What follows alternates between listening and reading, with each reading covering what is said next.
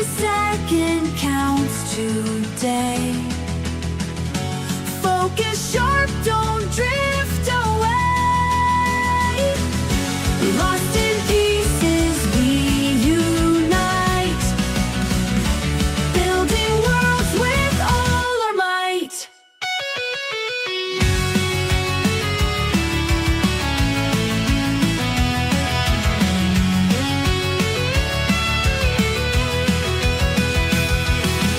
Whispers humming in the air, laughing, dancing without care. From the chaos, order springs, puzzles solved in joyful flings.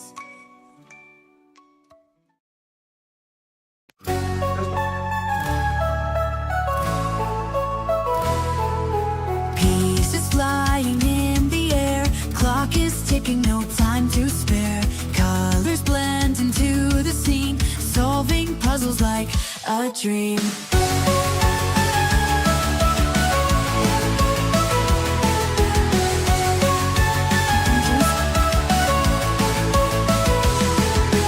Hands are moving light and quick, got our tricks and perfect flicks.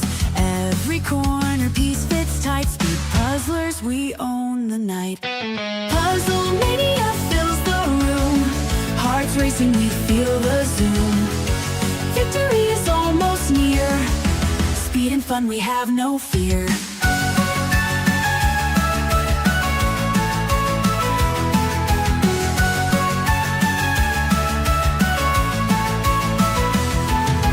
Puzzle pieces like a storm, shapes and edges we transform. Patterns forming under stress, speed puzzling at our best. Every second counts today. Focus sharp, don't drift away. Lost in pieces, we unite, building worlds with all our might.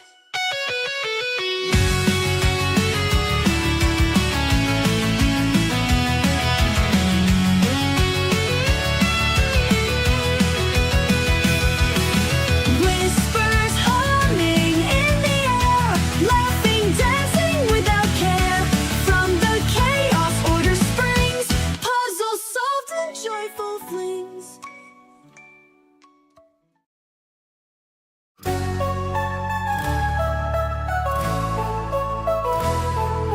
Pieces flying in the air, clock is ticking, no time to spare. Colors blend into the scene, solving puzzles like a dream.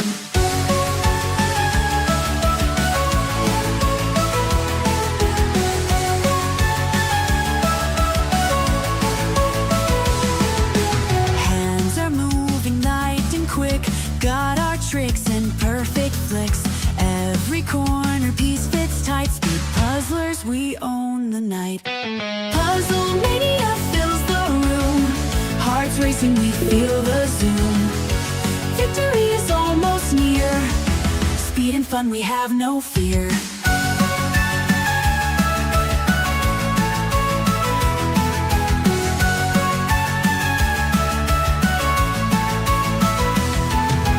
Puzzle pieces like a storm, shapes and edges we transform. Patterns forming under stress, speed puzzling at our best. Every second counts today. Focus sharp, don't drift away.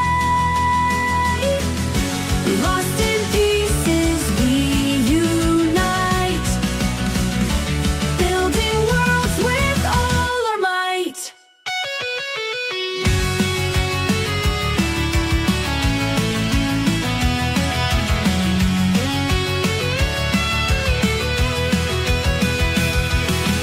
Whispers humming in the air, laughing, dancing without care. From the chaos, order springs, puzzles solved in joyful flings.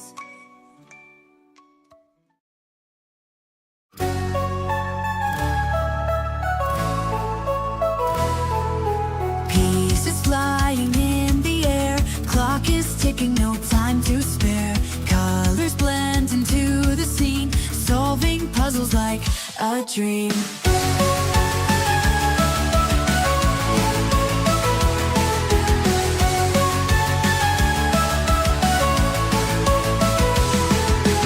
Hands are moving light and quick, got our tricks and perfect flicks. Every corner piece fits tight, speed puzzlers, we own the night. Puzzle mania fills the room, hearts racing, we feel the zoom. Victory is almost near, speed and fun, we have no fear.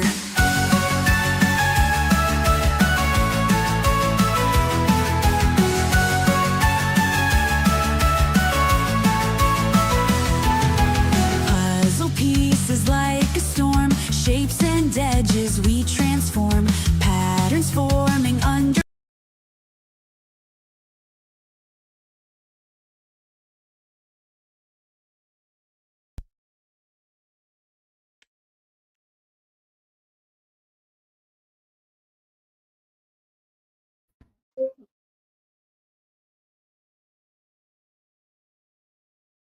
All right, hello everyone. Welcome to tonight's competition. We'll be doing the reveal of the puzzle in about 8 minutes. And welcome to all the participants and to those watching on YouTube. Can you give me a thumbs up that you can hear me? All right, and in the meeting, great. And hopefully you can hear me fine on YouTube as well. Okay. Good. So yeah, welcome. Also have a co-host today and an assistant, Fruji and Taya. So we have a theme today, and the theme is motivation. We ask the participants in the registration form what motivates them to speed puzzle. So I'd like to also ask that question, first to Fruji and then to Taya. Hi, everyone. Welcome to tonight's competition. And it's actually a really difficult question. Like, I actually had to think a lot about it when I read it. Like, I'm not entirely sure because, like, I compete a lot anyway in other stuff. So when I discovered that there are speed puzzle competitions, it was kind of self-evident that I'm going to participate in those. So like in general, I'm pretty motivated by competition itself. I like the atmosphere. I like kind of like the adrenaline rush. So I guess that's my main motivation, to compete. And then to puzzle, that's just like the love of puzzles. Yeah, no, that's great. I mean, your background is blurred, but sometimes people would have seen in the background. She has a lot of trophies lined up on her bookshelf. Would you care to share what the trophies are for? Yeah, well, the trophies are not from speed puzzling, as you can guess. They are actually not mine, but they are for my dogs. Well, basically for the both of us, and some for just my dog. Like I show, as in like beauty, and we go to dog dance competitions, which is like a performance-based dog sport. Yeah, well, it seems to work out well for you if you come home with these giant trophies, and the dogs must be very talented then. Yeah, they do pretty well. And also the thing is, like, some of the trophies are way bigger than the achievements themselves, I think. Like, they give you sometimes comically big trophies for these shows. So they are pretty big and they take up a lot of space, but they're quite nice. And they're also a conversation starter very often. So, like, I have them in the background for partly that reason. Yeah, that's great. So you obviously have a competitive streak. What about you, Taya? What motivates you to speed puzzle? It's a tough question. I think it's so fun, and when you try to win yourself. And I also noticed that I got very motivated after watching the German nationals. Now I have done 2 already. So do you mean that you saw you have the same puzzles, and then that motivated you? You also want to see what your time would be? Yeah. I just did this round puzzle. Oh, very nice. because of the competition. Yeah. Oh, that's a good one. That's a really good one. Yeah, it's fun. It's one of the nicer circle of colors puzzles. Yeah, it think. is. I have to say, I also had that effect when I got home. I really wanted to do I brought back 2 puzzles from the competition, and I definitely brought back. I did one of them, which was an individual puzzle, and I just needed to know. I was like, it was the final puzzle. I was just like, I just need to know what was my time. Like, what could it have been if I was in there? And then the second puzzle I did was one of the circle of colors, the insect. One which I own but hadn't done, and they used it in the qualifying round C, so I was like, I also have to know. So Yeah, well, it was slightly different because you just went to the competition and never got to actually puzzle. Like you were there commentating, but otherwise you basically were just looking at other people puzzling the whole weekend. So obviously we got like puzzle hungry. yeah, and I guess that is also an effect for people who are just spectating. I think whether you're watching on the live stream or some family members are watching by and they're looking and they're like, maybe I could do this too. So I think that's actually a good point, is actually watching other people speed puzzle is pretty motivating. Yeah. So we actually had some fun answers. I'll just read out a few. So Anna from Cyprus says that puzzling is a pretty solo hobby, but trying to race it against somebody makes it a community activity, which is really nice. So a lot of people just love the challenge, trying to improve themselves, just doing it for fun. Aaron from the UK said the mental escape and losing to friends. So, well, it's great you have friends who speed puzzle. So at some point you might beat them. And yeah, somebody said, Fleur from the Netherlands said it started as a joke, just being able to say that I'm in a world championship. But then it was so much fun that now I have a goal to get much better and much better. So yeah, that can also be a motivation, just to say, I was at a world championship, or I did a speed puzzling competition, like kind of like a bucket list type of thing. So that can also be motivating. Yeah, so great. Well, Thanks, Taya and Frishi. I'm just going to check the comments and check that everything's ready for the next phase. Well, I have already seen some comments saying like you did a great job at commentating. So yes, that's very nice to hear. Yeah, well, we were both there. So yeah, maybe you want to share something about your experience from the weekend. I'm still kind of processing it. Like I did start a puzzle yesterday already, but like I needed some time to like cool off and just think about it afterwards, because I was doing so many things that like I think my brain got a little bit overwhelmed with it. It was a great experience. The commentating was great. Like, yeah, as you have seen here as well, basically you push a button on me and I just keep talking unless someone stops me. So that worked out pretty nice. And especially if it can be about puzzles, then it's even better. And then, the puzzling itself was also just a great experience. Like they did the whole competition in such a great way that like if you were there as a competitor, you really only had to focus on puzzling. You had no other worries, which I think is great. But I guess that other people are going to be talking about that a bit more, one of our guests. So we'll find out about it later.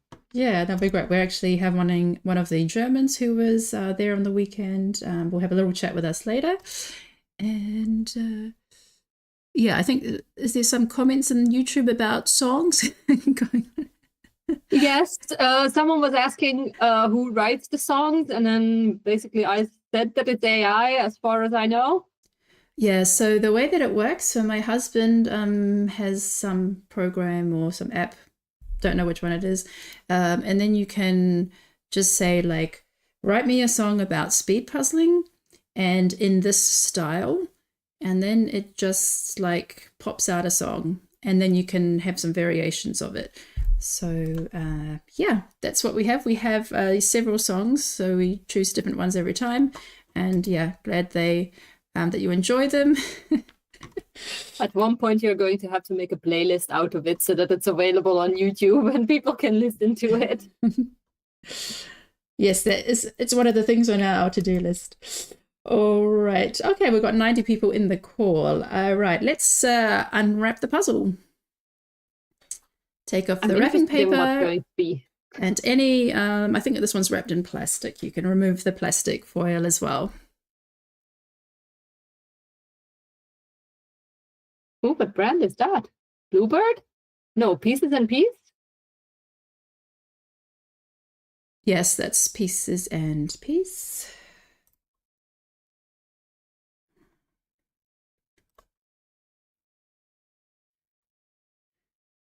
Oh, it looks like a nice busy image.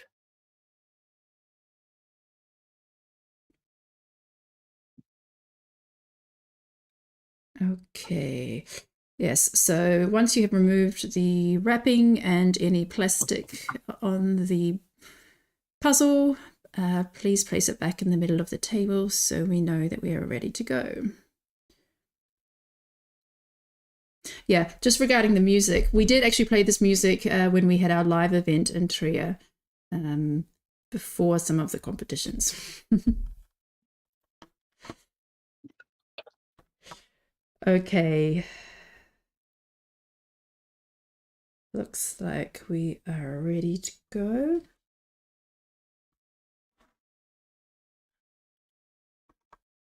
So, going to do a countdown in 5, 4, 3, 2, 1, go. And we're off. Yes, tell us a little bit about the puzzle, Michelle. Okay, this is a lovely Pieces and Peace puzzle. The text and the name of the puzzle is Live Your Zest Life. And it's from the Kenzie Elston Snippets of Whimsy artist. So lemons and flowers and a lovely scene of a lady relaxing on a beach towel. So not winter related at all, but we can all start dreaming about summer will be coming soon. Well, it is slowly approaching, even though like for where I am, like the weather forecast is actually saying snow, which is ideal puzzle weather. Yeah, someone mentioned in the comments that they're having a snow day, so a perfect day for puzzling. I'm going to start today in the S, and the alphabet was S. So,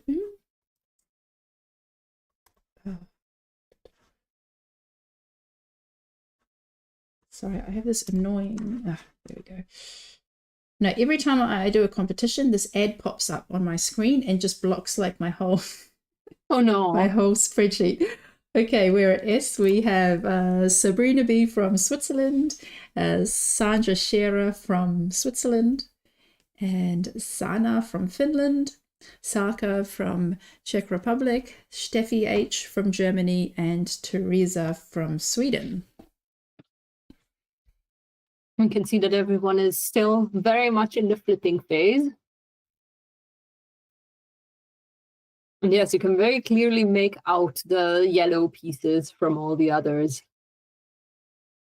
And like every single screen. Yeah, so there are multiple white and pink flowers that are kind of on the exterior, so along the edges of the picture, as well as some lemons and leaves. And yeah, then the lady has like a striped beach towel in the background. So some repeating patterns. There are some repeating elements. So when you pick up like a lemon or a flower petal or part of the beach towel, like it could go in multiple places. So I think that's the tricky part of the image, is just that there are some repeating elements, but otherwise it's pretty fun. It does seem like it can trip a couple of people up with like the repeating elements. It can be very difficult when you pick up a piece and it can go to like 4 different corners of the image. Like I can see that there's 4 of the same pink flower. So yeah, that can be a really tricky part. And also the beach towel, even though like with the things scattered on top of it, it might be a little bit easier. Like, how was your experience with like putting together this one? It was trickier than I thought. It was trickier than it looks. Yeah, I learned a big lesson in this one. I won't say too early what the lesson was that I learned from this. But I have to say, when I finished the puzzle, like my husband just was checking up on me, like, was it time to go to bed? And I had like 10 pieces left. And then when I was done, I was just like, oh, that was so much fun. It was just such a pleasant image. But there was something that trips me up. Yeah, but I started with the pulling out the elements on the beach towel, because I like busy images. Those are the things that kind of stuck out to me.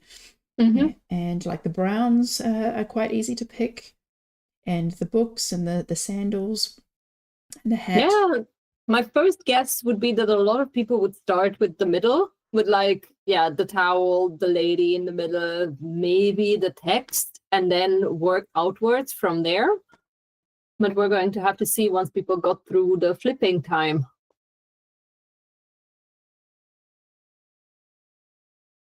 I am very interested in what the lesson is going to be. Well, that actually, I just realized I have 2 lessons now. I can think of two big mistakes that I did with this one.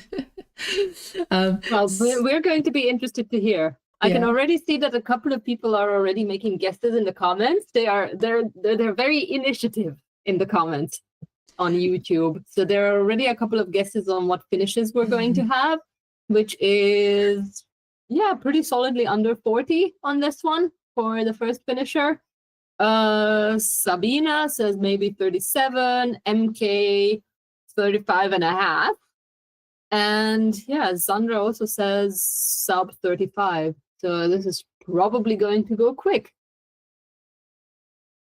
Yeah, so just the first people that we had on the screen, just wanted to mention, so in the answer to the question, Saka said that building puzzles is her lifelong passion, and now she can objectively measure herself and compare it with others and try to keep up with them. So that's something that motivates her. And Teresa says what motivates her is the excitement of competition and the surprise of the puzzle image, and yeah, just trying to improve herself. So on the screen now we have Teresa Vitaskova from Czechia, Tobias from Sweden, Verena from Austria, Veronica from Slovakia, Vicky from Hungary, and Veroni from Switzerland. So I actually had the pleasure of meeting Verena in Germany on the weekend at the German Championship. She was one of the Austrians that came over, and she also had a good weekend. She also brought back 2 trophies, was it?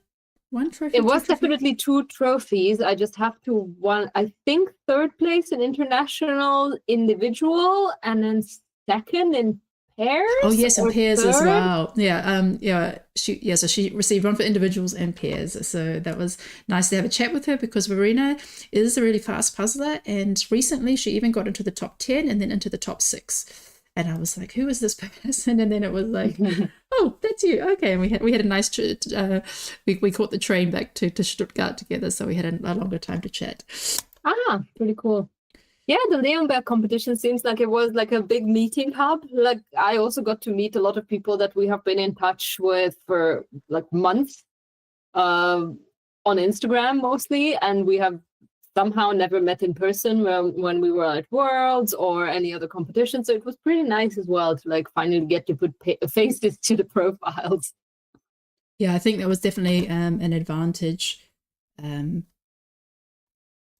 yeah, definitely one of the takeaways. Also, well, we won't reveal too much, but Frishi and I have already found a team, and it just happens to be the 2 people who we happened to meet on the weekend, even though we weren't thinking about building a team when we were talking and meeting these people.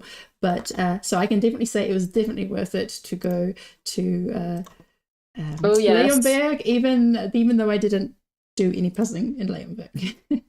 Yeah, and then the team organization, like all of us, even though we went there not thinking about it, like it kind of turned out that we have to be pretty quick about it, because like there were people that we were like you were talking to in the morning, and then by the afternoon they were already in a team. Yeah, that was funny because like once everybody was seeing was who was like where everybody was placing and like who didn't have a team already. Like at breakfast, someone was like, "Oh yeah, I don't have a team and I don't have a pair," and then by lunchtime they had found a pair and a team for Worlds. So it moves pretty quick.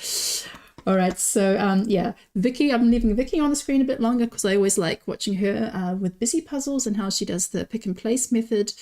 Yeah, it's lovely to see. Like, I also love watching her puzzling because, like, the dead reckoning that she does the entire time is just entertaining to watch.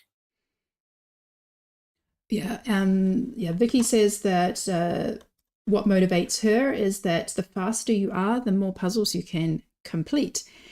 And that kind of reminds me of what Graham said. I really liked his answer. The quicker I can complete the puzzles I have, the easier it is to justify buying more. So that's a good motivation. Yes, and it's very true. Yeah, and it's something that we always have to explain. So on the screen now we have Victor from Poland. Did I already say that? Aaron from the UK, Aidan from Switzerland, Andrea from USA, and Andreas from Belgium. And I really like how Aaron has pulled out the swimsuit and the hair, so the browns, and we can also see Victor and Vicky also have a similar tact there as well. Mm-hmm.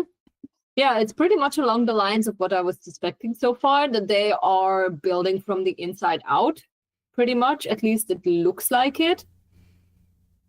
Oh, Andreas is also on that one as well. He's got the so the upper body of the lady is done, whereas we see Andrea is going for the border and some of the flowers, and yeah. So on the I don't know, towel or the picnic blanket, there's also like a jug with some pink lemonade in there, and also a glass of pink lemonade as well. So I think that's what Andrea is building at the moment.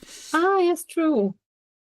I'm only looking at the image online at the moment, so like I only had like a quick peek at it, and yeah, now that you mentioned, there's actually a lemonade there. Oh yeah, so I'll just write the name there as well. So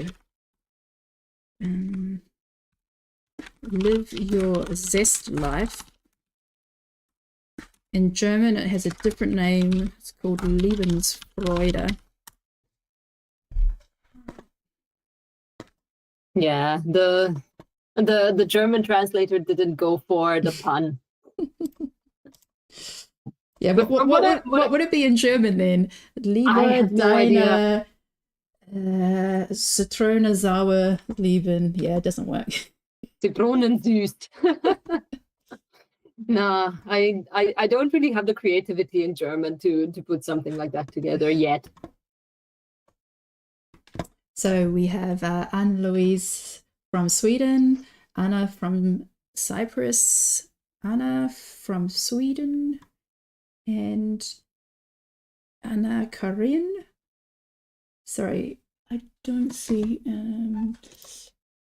Okay, I don't see a registration for Anna Karin, but I assume she's from the Netherlands. And Anna L from Germany. So a lot of Annas. So yeah, lots of Annas on the screen today. Did any of them write something fun or interesting? Yeah, Or so what- Anna Louise says to be able to train different skills and the ability to come up with strategies. You never know what you're going to get or what is needed of you. That is also a pretty good answer. I like that. The element of surprise. Yeah, and yeah, I like that because you also have to make this, it's this like mini decision making. Once you pull the puzzle out and you have to be thinking like, you know, you've got all these mini decisions. What do I pull? Which color do I go first? Do I do the border? Do I start in the middle? And at what point do you abandon something that's not working and switch to the next one? So yeah, coming up with strategies.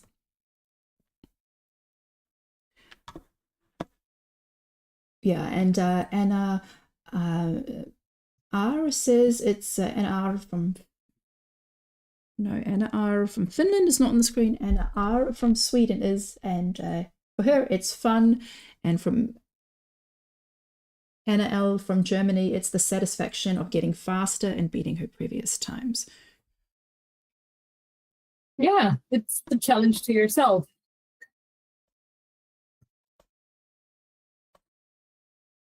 In the meantime, I'm also trying to follow the YouTube stream, but it's lagging a little bit for me, so that's why I'm also like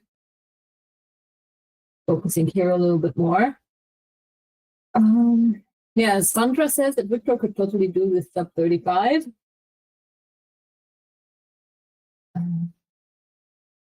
We're going to have to see. He was making pretty good progress already. So we have Anna Schlussler from Germany. So she will actually be our guest interview later in the piece after she's finished. She was one of the participants, and didn't actually have a chance to meet her. So I'm happy that we have the opportunity to have a bit of a chat later on.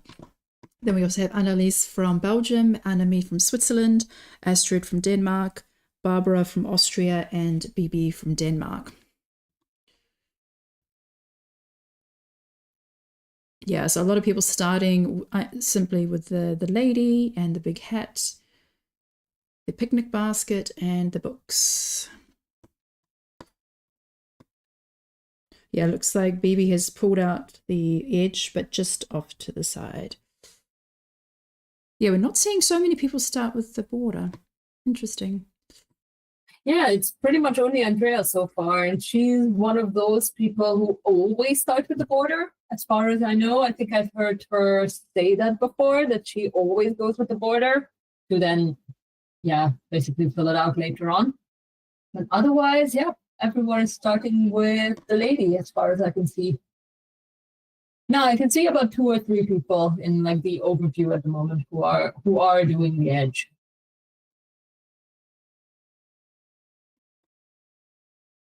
Yeah, so Annemie, I'm leaving Annemie on the screen a bit longer.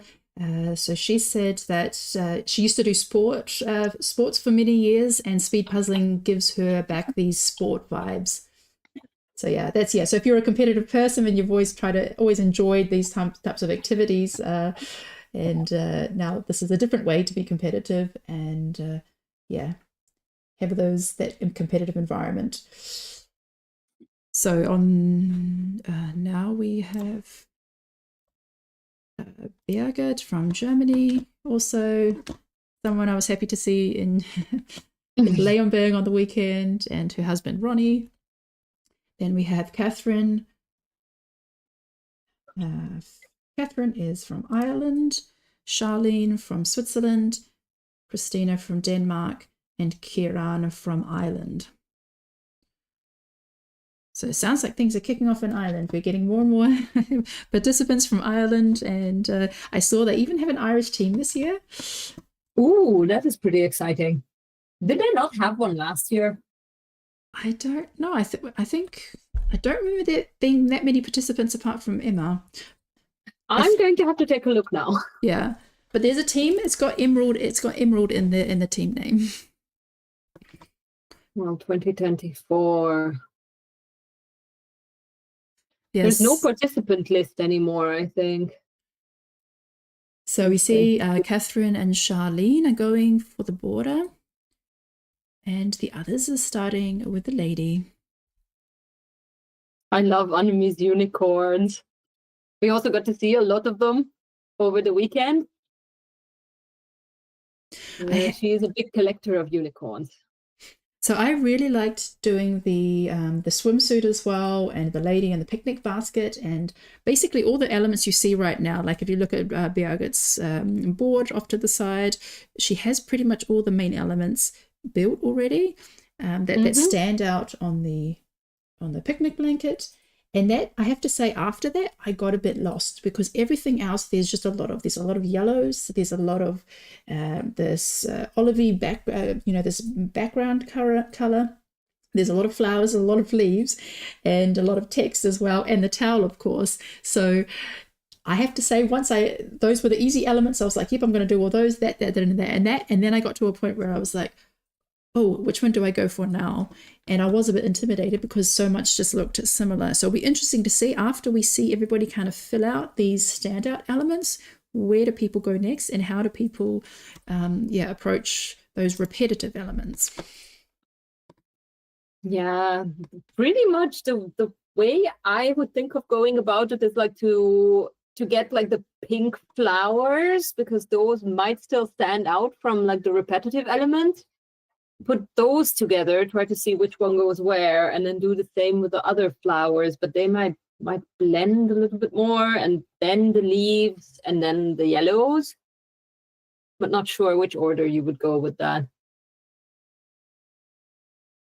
I would kind of assume that the text is still a little bit of a help on the top left.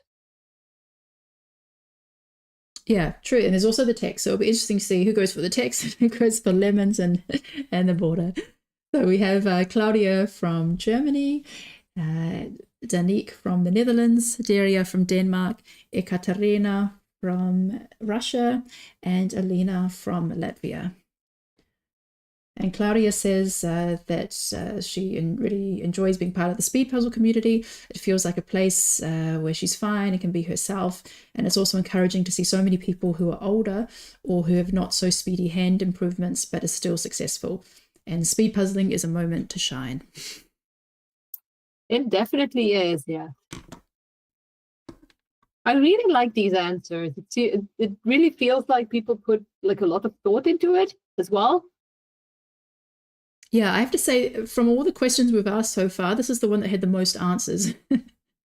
How many people do usually answer? I would say like maybe 50% would give an answer to the questions. Of course, it's not obligatory. You can just skip over it. You don't have to answer the question. But this time, most people had an answer to the question.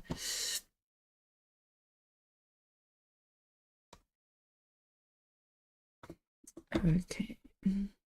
Yeah, so I really like how, seeing lots of hats coming together. We're seeing a lot of the same things here. So I'm waiting to see someone who's going to be doing something completely different. Who's that? There's always someone.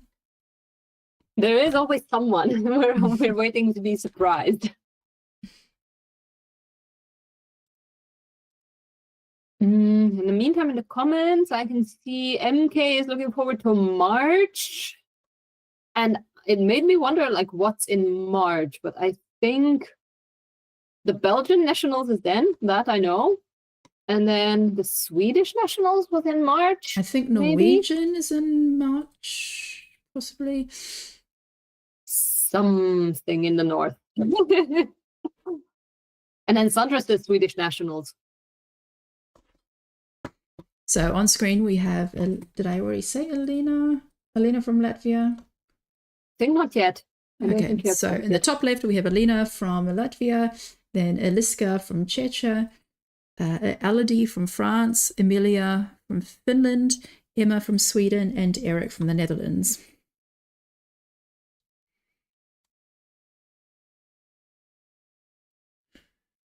So far, everyone is pretty much on this. It looks like everyone is on the same level, like more or less done with the lady in the middle. Yeah, I like how Elodie has already started to connect some of the elements on the picnic blanket, so they're not just floating around, but you can see that there's also some of the blanket in between has been filled out, so they're actually attached. So yeah, it looks like it's growing together, like, you know, like some amoebas forming like the connections. Yeah, so what we can see on screen, it looks like Elodie is ahead of Emilia. They've both done very similar parts, but because Elodie has the blue and white in between connections, it looks like she just has a larger chunk. But yeah, Eric is also doing really great. He's got the whole body filled out, all right down to the feet. So yeah, looking really good there. He's looking really good, even though his name says he's the not so speedy one. Yeah, come on, Eric, this can be your chance. You're right up there with Elodie and Emilia. You're doing great. Just keep going. I think the next big part is the decision making, what happens when that section is done. Yeah. Where are people going to get lost? Because I got lost. I did get lost. I'm still very excited to hear what were the lessons that you have learned from this puzzle. Okay. You're going to have to remember to tell us that. Actually, I have to check something. Somebody's camera was not on. I'm going to take a look quickly as well. Nelly Javinen, your camera is not on. Please check. Nelly Javinen. That is actually true, what Andrea was writing in the chat. This is probably the first time that we saw Emilia sitting down while puzzling. Yeah, she's not at her typical speed puzzling space and position, so body position. An interesting change. All right, I'm going to leave Elodie on there for the moment. Let's check in. We have Philippa from Portugal, Fleur from Netherlands, Freya from Denmark, Graham from the UK, and Hannah from Finland. So Hannah has done, as much as what we've seen of everybody else, plus sections of the border, but the border is not completely done. There's still some gaps here and there, but you can see some of the flowers have been formed and more of the blue and white stripes are connecting the elements. People are doing great progress here so far. Yeah, so Hannah is doing great. Hannah tends to do pretty well with pieces and pieces and bluebirds, which have the same cut. Has she written anything about what keeps her motivated? With someone who does such a huge amount of puzzles, it would be pretty interesting to hear. She said it's fun and addictive. Oh, yeah.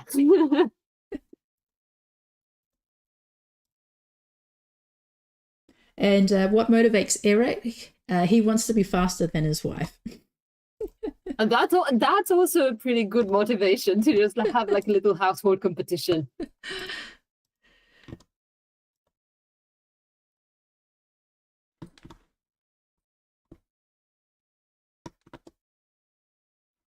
So we have Yeva from Latvia, Inga from Lithuania, Inga from the Netherlands, Iris from Denmark, and Eva from Czechia.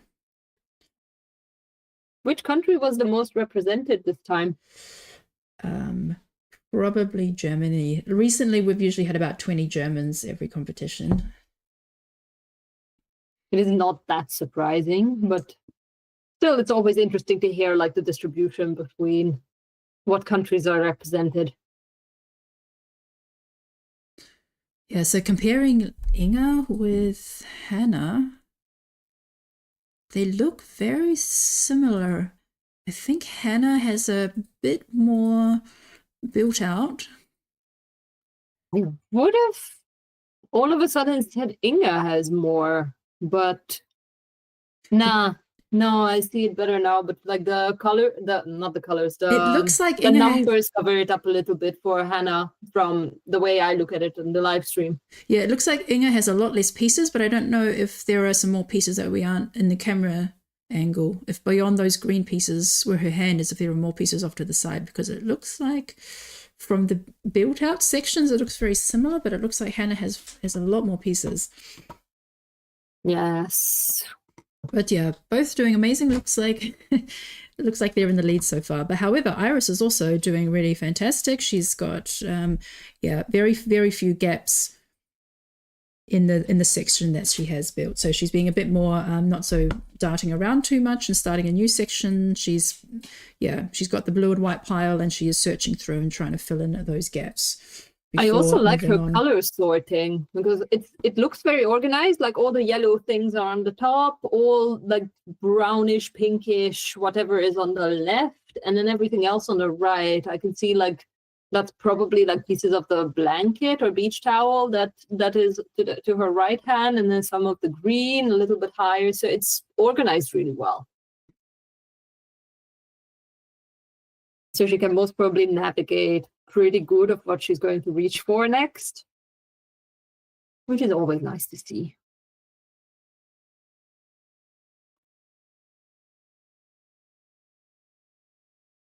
So what motivates Iris is having fun while doing it, but besides that, She's motivated by seeing her improvement, and when she's puzzling, her brain relaxes.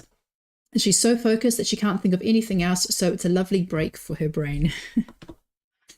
Yeah, that is also pretty true. Even though, like, I'm not sure how much relaxation someone can get from like a speed puzzling rush, but that is also like very personal, I think, of like, yeah, what motivates you in the sense of what or what is more relaxing for you, if you like get this hyper focused for like a very short amount of time, or if you are just like, you know, like casually puzzling, being in like kind of a meditative state.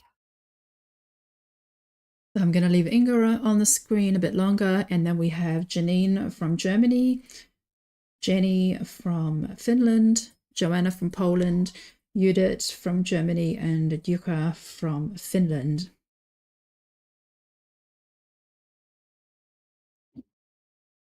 Yes, it's really interesting to see that the lady is done in pretty much every screen that we see. Yeah, but what's different is the way the pieces are sorted. Like if you look, like for example, Joanna has got a very clear assembly area on her right-hand side, only putting in the frame what the pieces she's working on, and everything else is outside of that.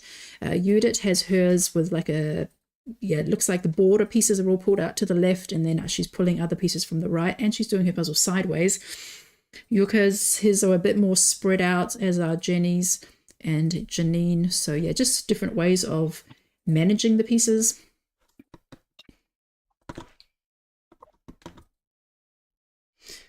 Yeah, and what motivates Jenny? She wants to be the best pair and teammate that she can be. So she also has to practice her solo skills, and that's a really big motivation.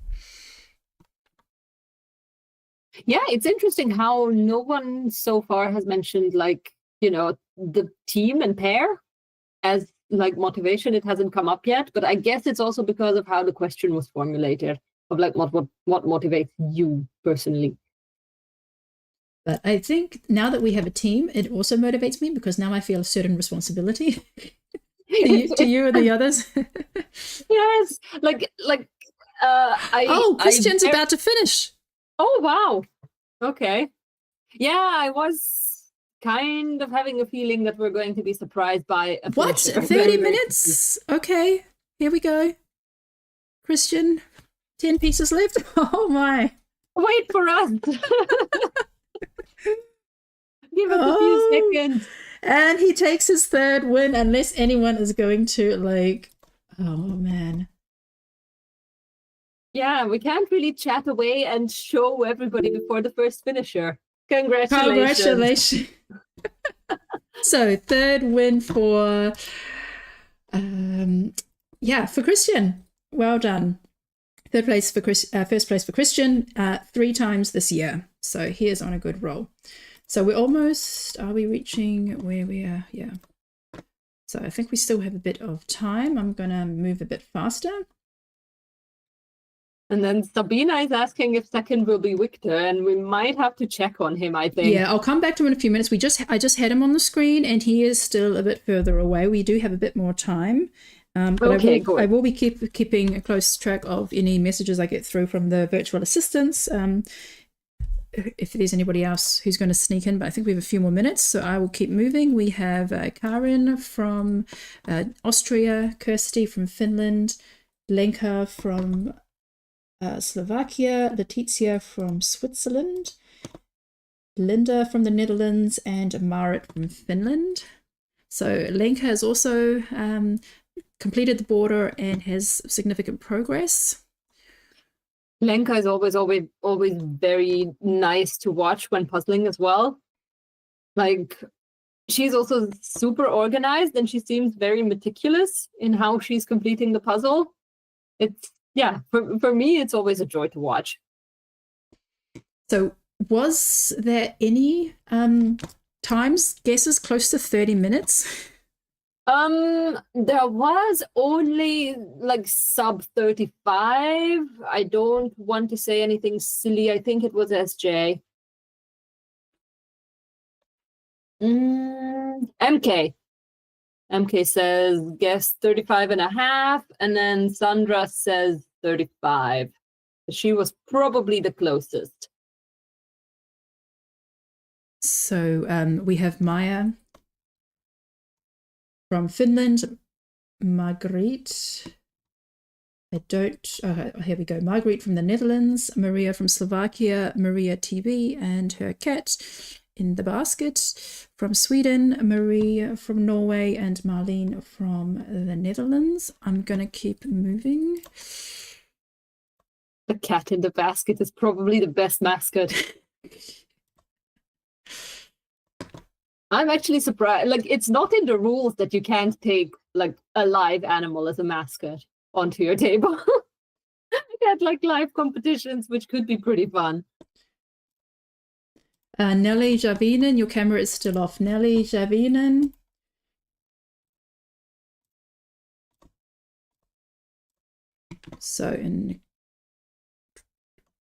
Okay, we also have Mayday M from Poland, Nana from Denmark, Nina from Denmark, Nebus from Croatia, Olivia from Poland, and Patrick from Switzerland. So we're almost back to where we started, and then we will check in on people like Hannah and Inga and Andrea and Victor. Yes, we actually made a pretty good round, like 34 minutes in, and we're almost through all the participants. Oh yeah, so we're back to where we started. Okay, so yes, we have Rachel from the UK, Rina from Finland, and Rika from Denmark. So yep, all pretty much similar progress there. Rachel Lundvik, we can't really see your puzzle so well. We see just the top part. I don't know if you can angle your camera a bit better. Yep, that looks great. Okay, thank you very much. So let's check in on Victor and Co.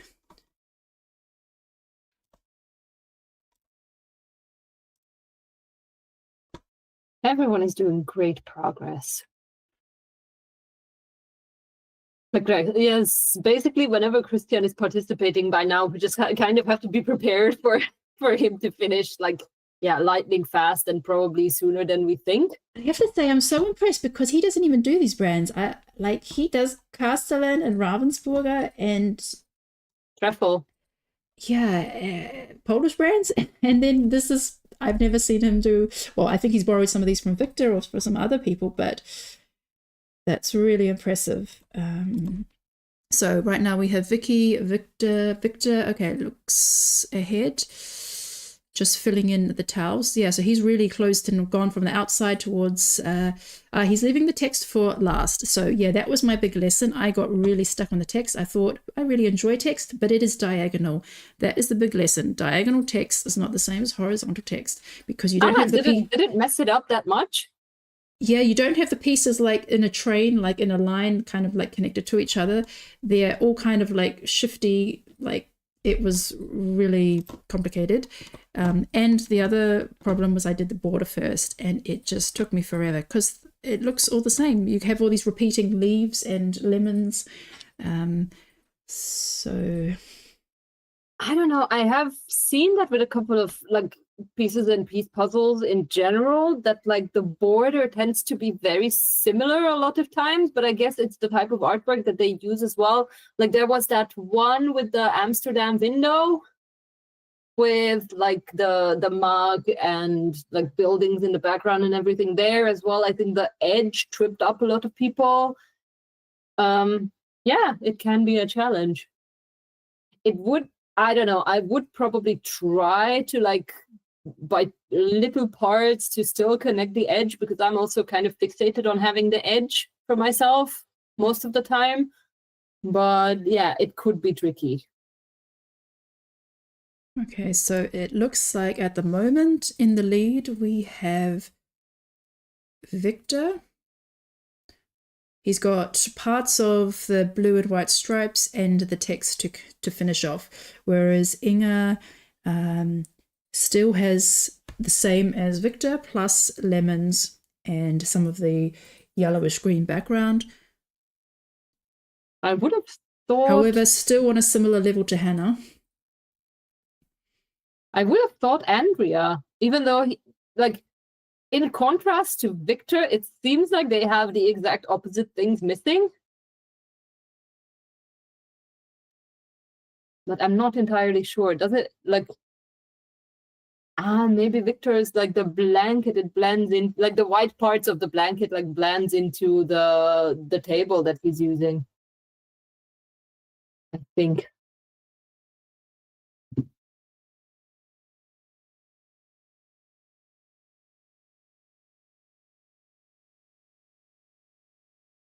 Yeah, because we can see Andrea has left the border off and she's basically now working from the middle outwards, whereas Lenka has done the border and has 3 very distinct patches that need to be filled. Well, 3 and a bit. Well, it's exactly those plants with the confusing areas in it. I think this is the first time that I see Andrea not doing the edge first. From thinking back to the times when she was on Jigsaw Jam competitions.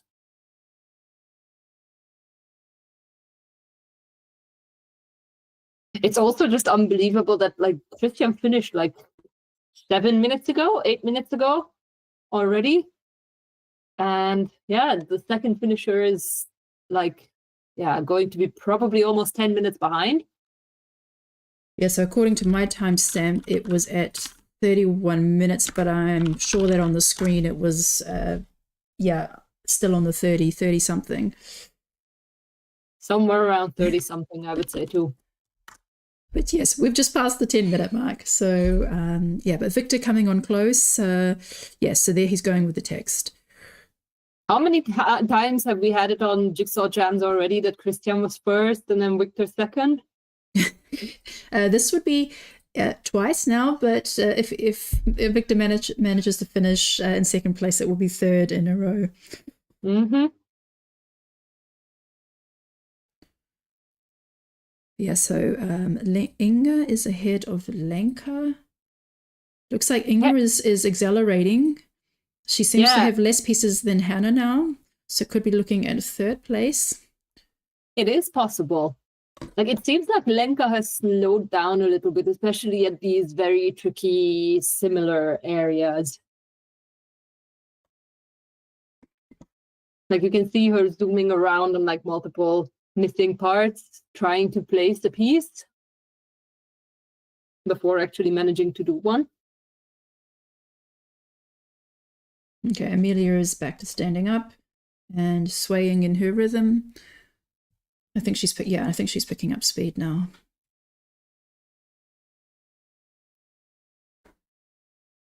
So Victor, 20 pieces.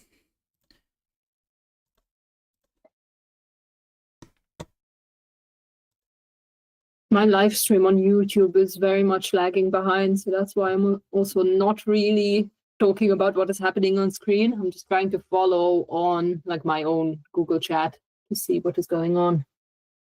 Yeah, so for some reason I just went straight for the border. I thought there was enough color variation around there, but it didn't help me at all. It just felt forever. I committed to it. I didn't abandon it. I just kept going with it, and in the end, I was only missing a few pieces before I switched to actually building. And I actually really enjoyed building the lady as everybody else did. But that was my first mistake. And secondly, was I went for the diagonal text, but without having anything to attach it to. I mean, you can see that Victor, when he had the text, he had the yellow filled out on the left and he had the towel filled out on the right. And that definitely helped him because he also had the shapes as well. So that was a big lesson for me. Mm-hmm. I also have Emma on screen. She's also doing well. Lenka, Hannah, and Andrea. But looks like it were a clean second place for the, second top Polish man in And Poland is dominating online competitions now. I wonder what Victor wrote for his. Did he write? He says what motivates him: the fact that I can always try to beat someone faster than me because there is always someone faster. Yeah, I have heard it somewhere once that like whatever you think you are good at, there's always going to be someone somewhere in the world that is doing it better than you. Which, yeah, if you look at it optimistically, then it is a good thing. And then it can also be like very discouraging from time to time because you're never going to be the best one in something, in a way. And if you are the best, it's only until the next competition or until the next championship. Like it's really hard to maintain that winning streak. Well done, Victor. Congratulations. Yeah, no, Victor did it really well. I really liked how he filled in the yellows on the left, and then the towel, and just filled in the text with that. So that's what I'll do next time. Thank you that we saw that. One of the comments is asking, which I actually forgot to ask you at one point, what was your time when you did this puzzle? My time was 1 hour and 3 minutes. I thought I would be under an hour for this, but I wasted a lot of time. So I was a bit surprised when people were saying, oh yeah, 30 something, 30 that. I thought, no, this is harder. And then Christian just comes in, yeah, but Christian like kept getting incredible times on like the very difficult puzzles, especially that Gibson's choo-choo train. Then I was calling it choo-choo train, but like, yeah, on that one he also had like some kind of an incredible time. Yeah, I think he really excels on the hard puzzles. Probably, yes. I wonder how he does it.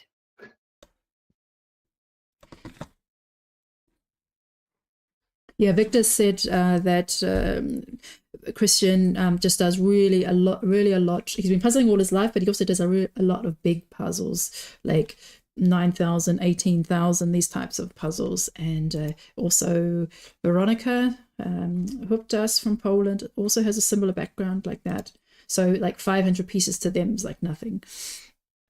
There is a question about how Anna Schüssler is doing.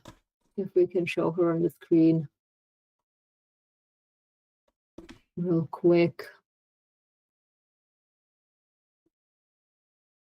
But yes, I have heard it from like multiple like top puzzlers that they do a lot of like the big puzzles of like 3,000 and upwards, but more like 5,000-6,000 and upwards. And like I have actually never done anything above 3,000 pieces because I just never had the space. But I'm toying with the idea more and more because it feels like it like gives you a completely different approach to puzzling in general. So it looks like Inga is going to take out third place. And Hannah is very close. Oh, Hannah is very close behind. Actually, Astrid is very close. Is doing incredible as well. Astrid is really close to Hannah. Pretty much. But Inga has this sorted for now. So Astrid and Hannah, it's between you two for fourth place. And Inga is done. They both have the blue and white patches left. Well done. So to recap, we had Christian, just according to my timestamp, so it's probably a minute off, but at 31 minutes, Victor at 43 minutes, and then Inga at 46. So 12-minute gap between Christian and Victor, and a 3-minute gap to Inga. But that's really amazing. Yeah, so what motivates me, sometimes it's a bit demotivating seeing how good people are. And knowing that I'll probably never reach that. Yeah, it's actually an ongoing debate, I think, of like whether everyone can do it this quickly with enough practice, or if it's really like at one point it's really just like the skill that you're born with. And I haven't decided yet of what I exactly think. I'm still more like any skill can be developed to like a really, really high level in any way. But then again, like there are some people that are like naturally more talented in something. I don't like the word talent, but like that they have a better affinity to to a certain thing that, like, even with a lot of practice, you might not be able to make up for. But yeah, what do you think? I'll get back to that question. Hannah has an extra piece. Is that? Oh, done. Well done, Hannah. Do you have an extra piece, or is it still not put in? But Lenka, and very closely followed by Lenka. So Hannah 4th, Lenka 5th, and yes, Hannah has an extra piece. So if anyone's missing, so Hannah, please take a photo and send it, and we'll try to match it up with whoever's missing. Very well done, Hannah and Lenka.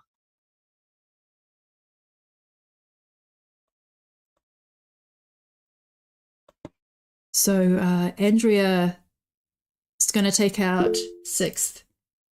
Done. Well done. Congratulations, Top Andrea. 6. Thank you, Andrea. Well done.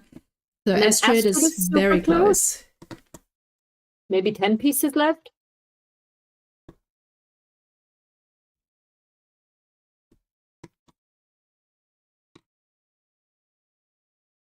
So Rena is actually has on the top right hand corner. She actually has pieces on top of her puzzle. So it looks like she has less pieces than she does.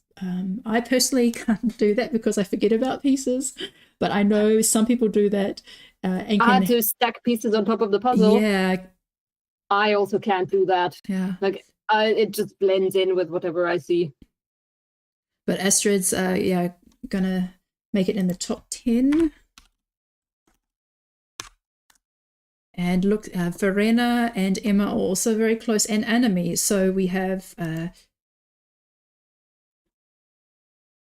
Astrid takes out 7th. Well done. Top 10 is filling up quick now. Yeah, top 10 could be Emma. You're so close, Emma. Arena, Verena. Amelia is catching up fast. So she was quite further behind, but she is catching up. Anami also only has like 20 pieces left. So now we're really hitting it. In the meantime, Kristen in the chat says that she thinks people who have synesthesia are more likely to be faster puzzlers, and that cannot be learned, which is also true. What is synesthesia? And that is connected to color perception.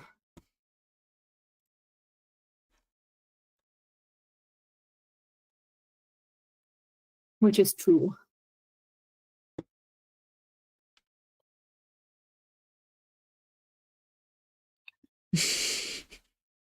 I have to laugh when I see Tobias's pieces. Like everybody else has this small pile, and his are just like, just everywhere. Like maximize your space. I was actually wrong. Synesthesia is when your brain routes sensory information through multiple unrelated senses, causing you to experience more than one sense simultaneously. So it's like, for example, people who like see colors with sounds. Oh, that's interesting. I haven't heard of that before. There are some composers who have apparently had that, and artists, like both ways around. Is that apparently, I can't say which composer it exactly was, but he apparently heard music with like pretty much any color that he was looking at. It's a pretty interesting thing. Saka, I think your camera is frozen. It looks exactly the same as when I checked last time. Saka, please check your camera.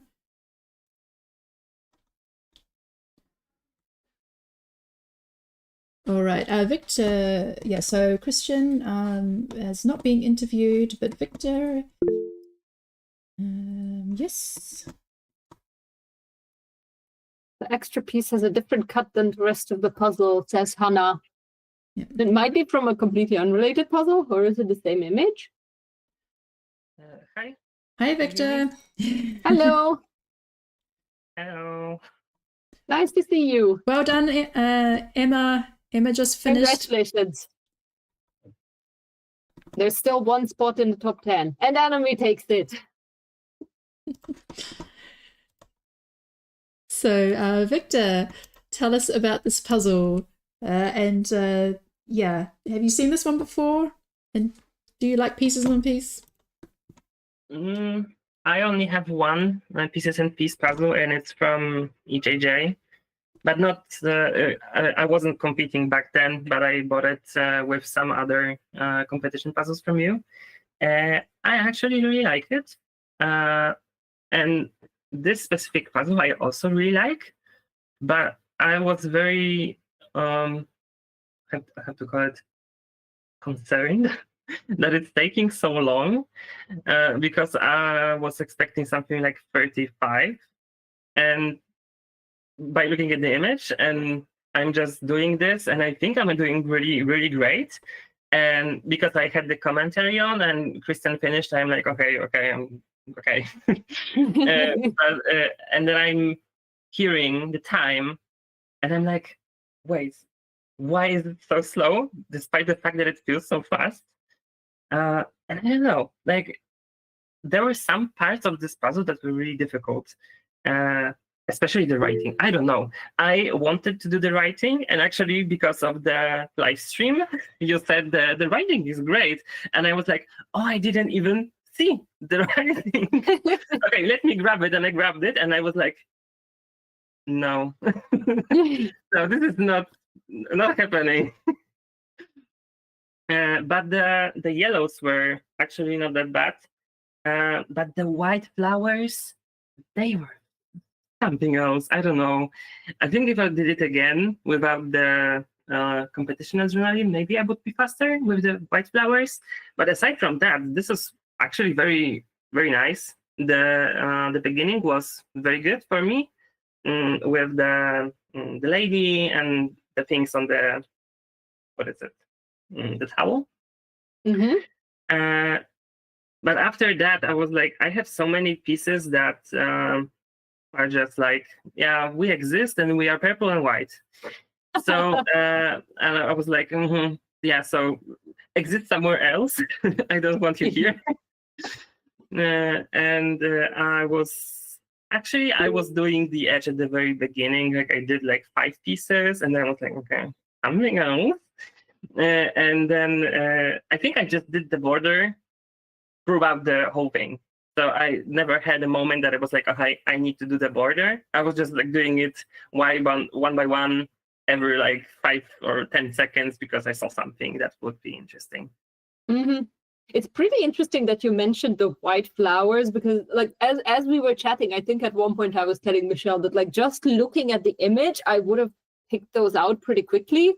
But then I guess when you look at like the entire puzzle like laid out in front of you, they don't jump out that much as you would assume. They do jump out. But the first thing was that I didn't pick them out, so maybe that was the additional component that made me slower. But again, if you look at the white flower at the top and at the bottom to the right corner, their orientation of the white thingies are like the same, and they are on the orange side of the yellow lemons. So and the left bottom corner as well, and it's like there was so many things going on. The pink ones were actually so nice. Mm-hmm. The border was difficult for them. I don't know why, but the pieces were actually not that bad. And the green leaves, the very green leaves, I think there are like 5 of them. They were really great, and I'm happy that I made them very fast when I got stuck at the towel. Mm-hmm. Yeah, those are the ones that are also connected to the towel, so I guess they kind of give you a reference of where to go on. Mm-hmm. And you could see that those very green pieces that has those purple or white, they should be closer to the towel, so you could place the pieces accordingly and speed up the process. Yes. Yeah, it's very nice to hear that, like, how you analyze the entire puzzle. It is like always pretty interesting to hear of like how different people approach these. Yeah. Basically, since the topic of today is motivation, the first like question that kind of pops into my mind, does it motivate you when you hear someone finish before you, or is it something that like maybe discourages you a little bit? No, it actually gives me more power to go on. But as the gap deepens, I'm more and more. Yeah, this is not going great. Yeah, you were mentioning that like you were listening to the commentary and like hearing the time passing, that it was like, why is it taking that long? Yeah. Yeah, I think I mean, I'm not like obsessed with placement. I really want to do the times that I expect myself to do for now.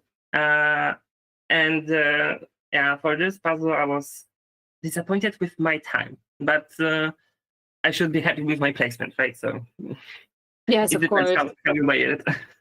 But like, like I have seen that you have uploaded a couple of like stories today of like you doing also like 32, 33 minutes on like some puzzles. So like it is understandable because of like, you know, what you're used to in a sense, even though for like a lot of people, these times are, you know, incredible. And then, yeah. Yes, go on. I would agree.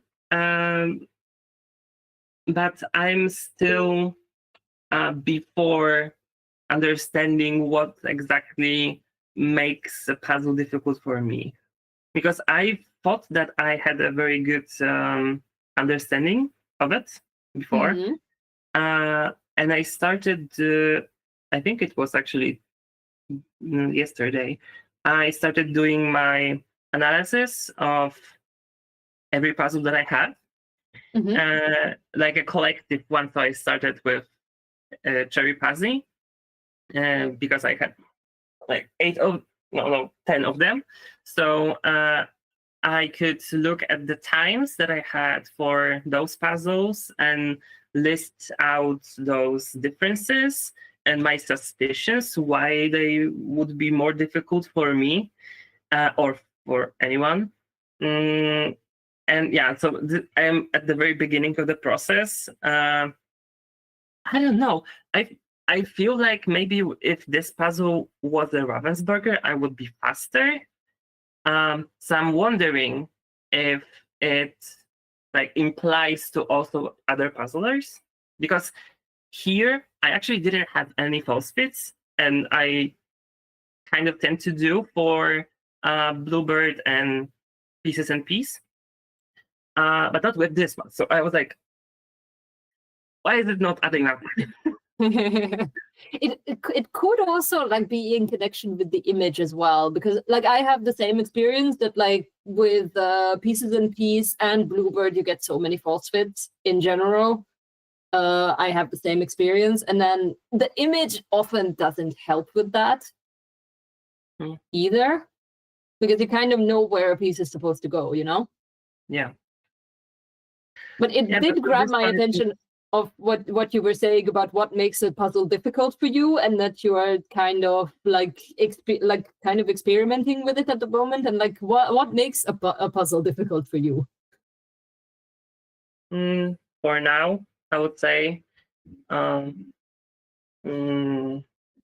actually have it written down, right? Oh yeah, that would be interesting to hear. In the meantime, I think already the top 20 has filled up as well. I haven't been writing the placements. We just had 22nd. Very good. Thank you, Michelle.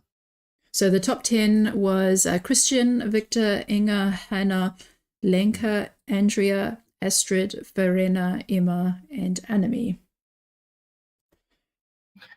Okay, so one thing that I noted is that I am very bad at puzzles that have an not obvious gradient. What is a not obvious gradient? So if you don't have a section that is just the gradient, like a sky, or maybe you have a car that is like in different lighting situation, and you can see that something is darker or not.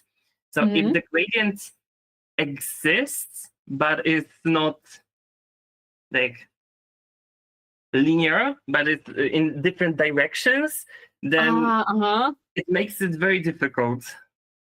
Oh, yes.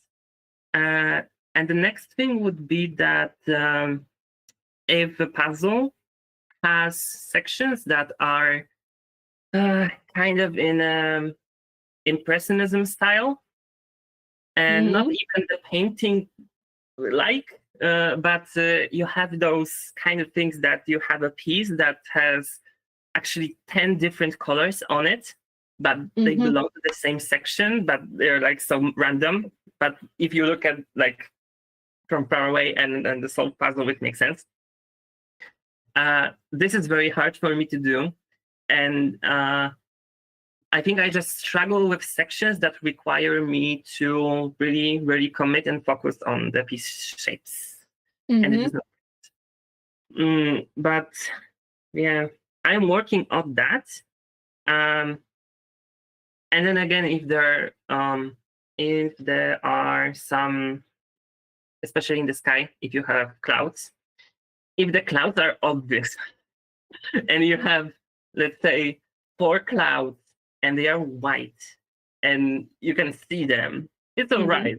But if you have the same 4 clouds, but they are white, purple, and gray, and they are like this, Oh, yeah. then yeah, it's not great. That is something that I would kind of also like relate to a gradient. Like the images that now pop into my head that could be that kind of cloud that you were describing. That's also kind of like a hidden gradient to me. Yeah, exactly. Yeah. And so it's basically the exact moment when I lost the opportunity to look at the image, or at least have a basic understanding what I'm expecting there to be in the pieces, then I am lost. Yeah.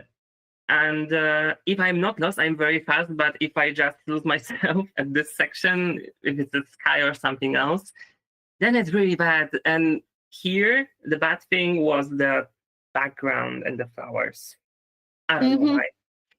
Yeah, from what we have seen on the live stream, pretty much everyone was struggling with the background and the flowers in the end. Like a lot of people had like just that chunk. Even now we can see that like the lady and the beach towel is pretty much done for everyone.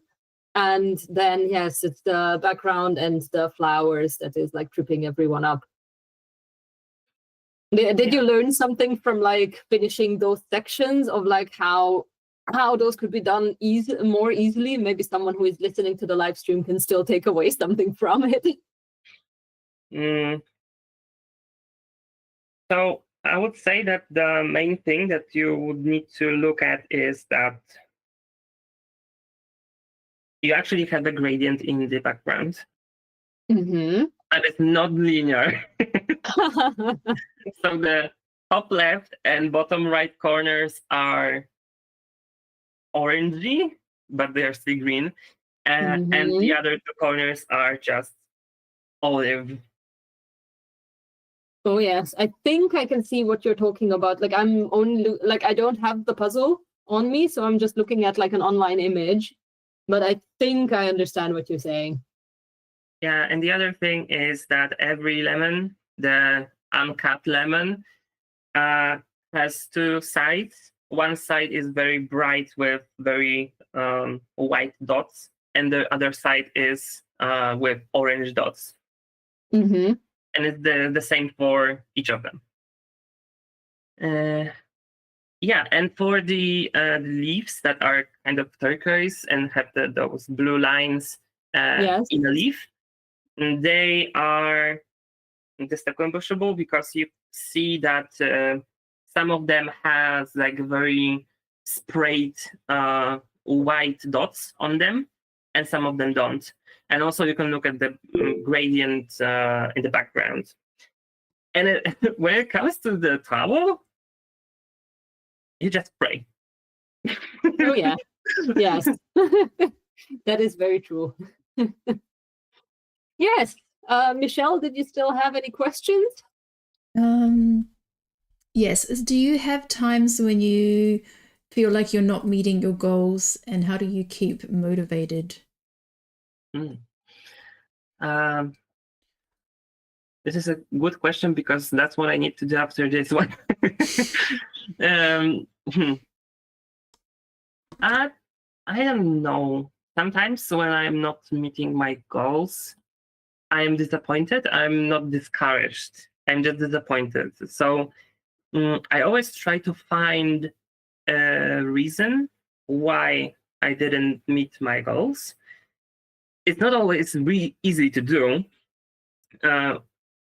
but if you try hard enough, and if you are trying to cope, then you can find something. It's not always healthy to do it because sometimes you just need to say to yourself that, okay, I just didn't do well and I don't have any excuse and I'll do best next time.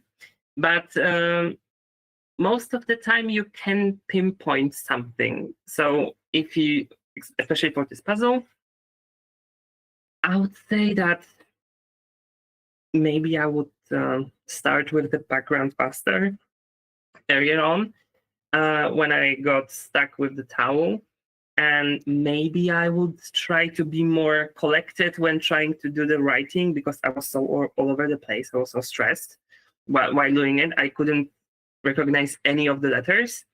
And actually, there is this one piece that it was so bad because I don't know if you can see the piece, this one. Hang on, I'll just put you on the... Oh, okay. So Yeah. I was so 100% sure that this is the V letter in the live. Uh-huh. And it's not, it's the Z.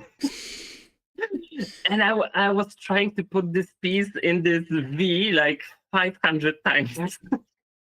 Yeah, there are some of these annoying pieces that keep wanting to go to one place and then they don't belong there.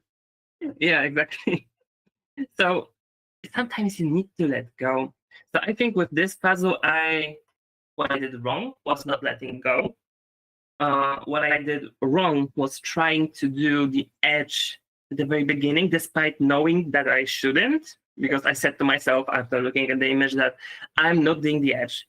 And when I had the pieces, I was like, maybe I can. And I wasted some time on the edge. But then again, the other decision that I had was that I want to take every brownish piece and to just do those, this basket, the swimsuit, and the hair.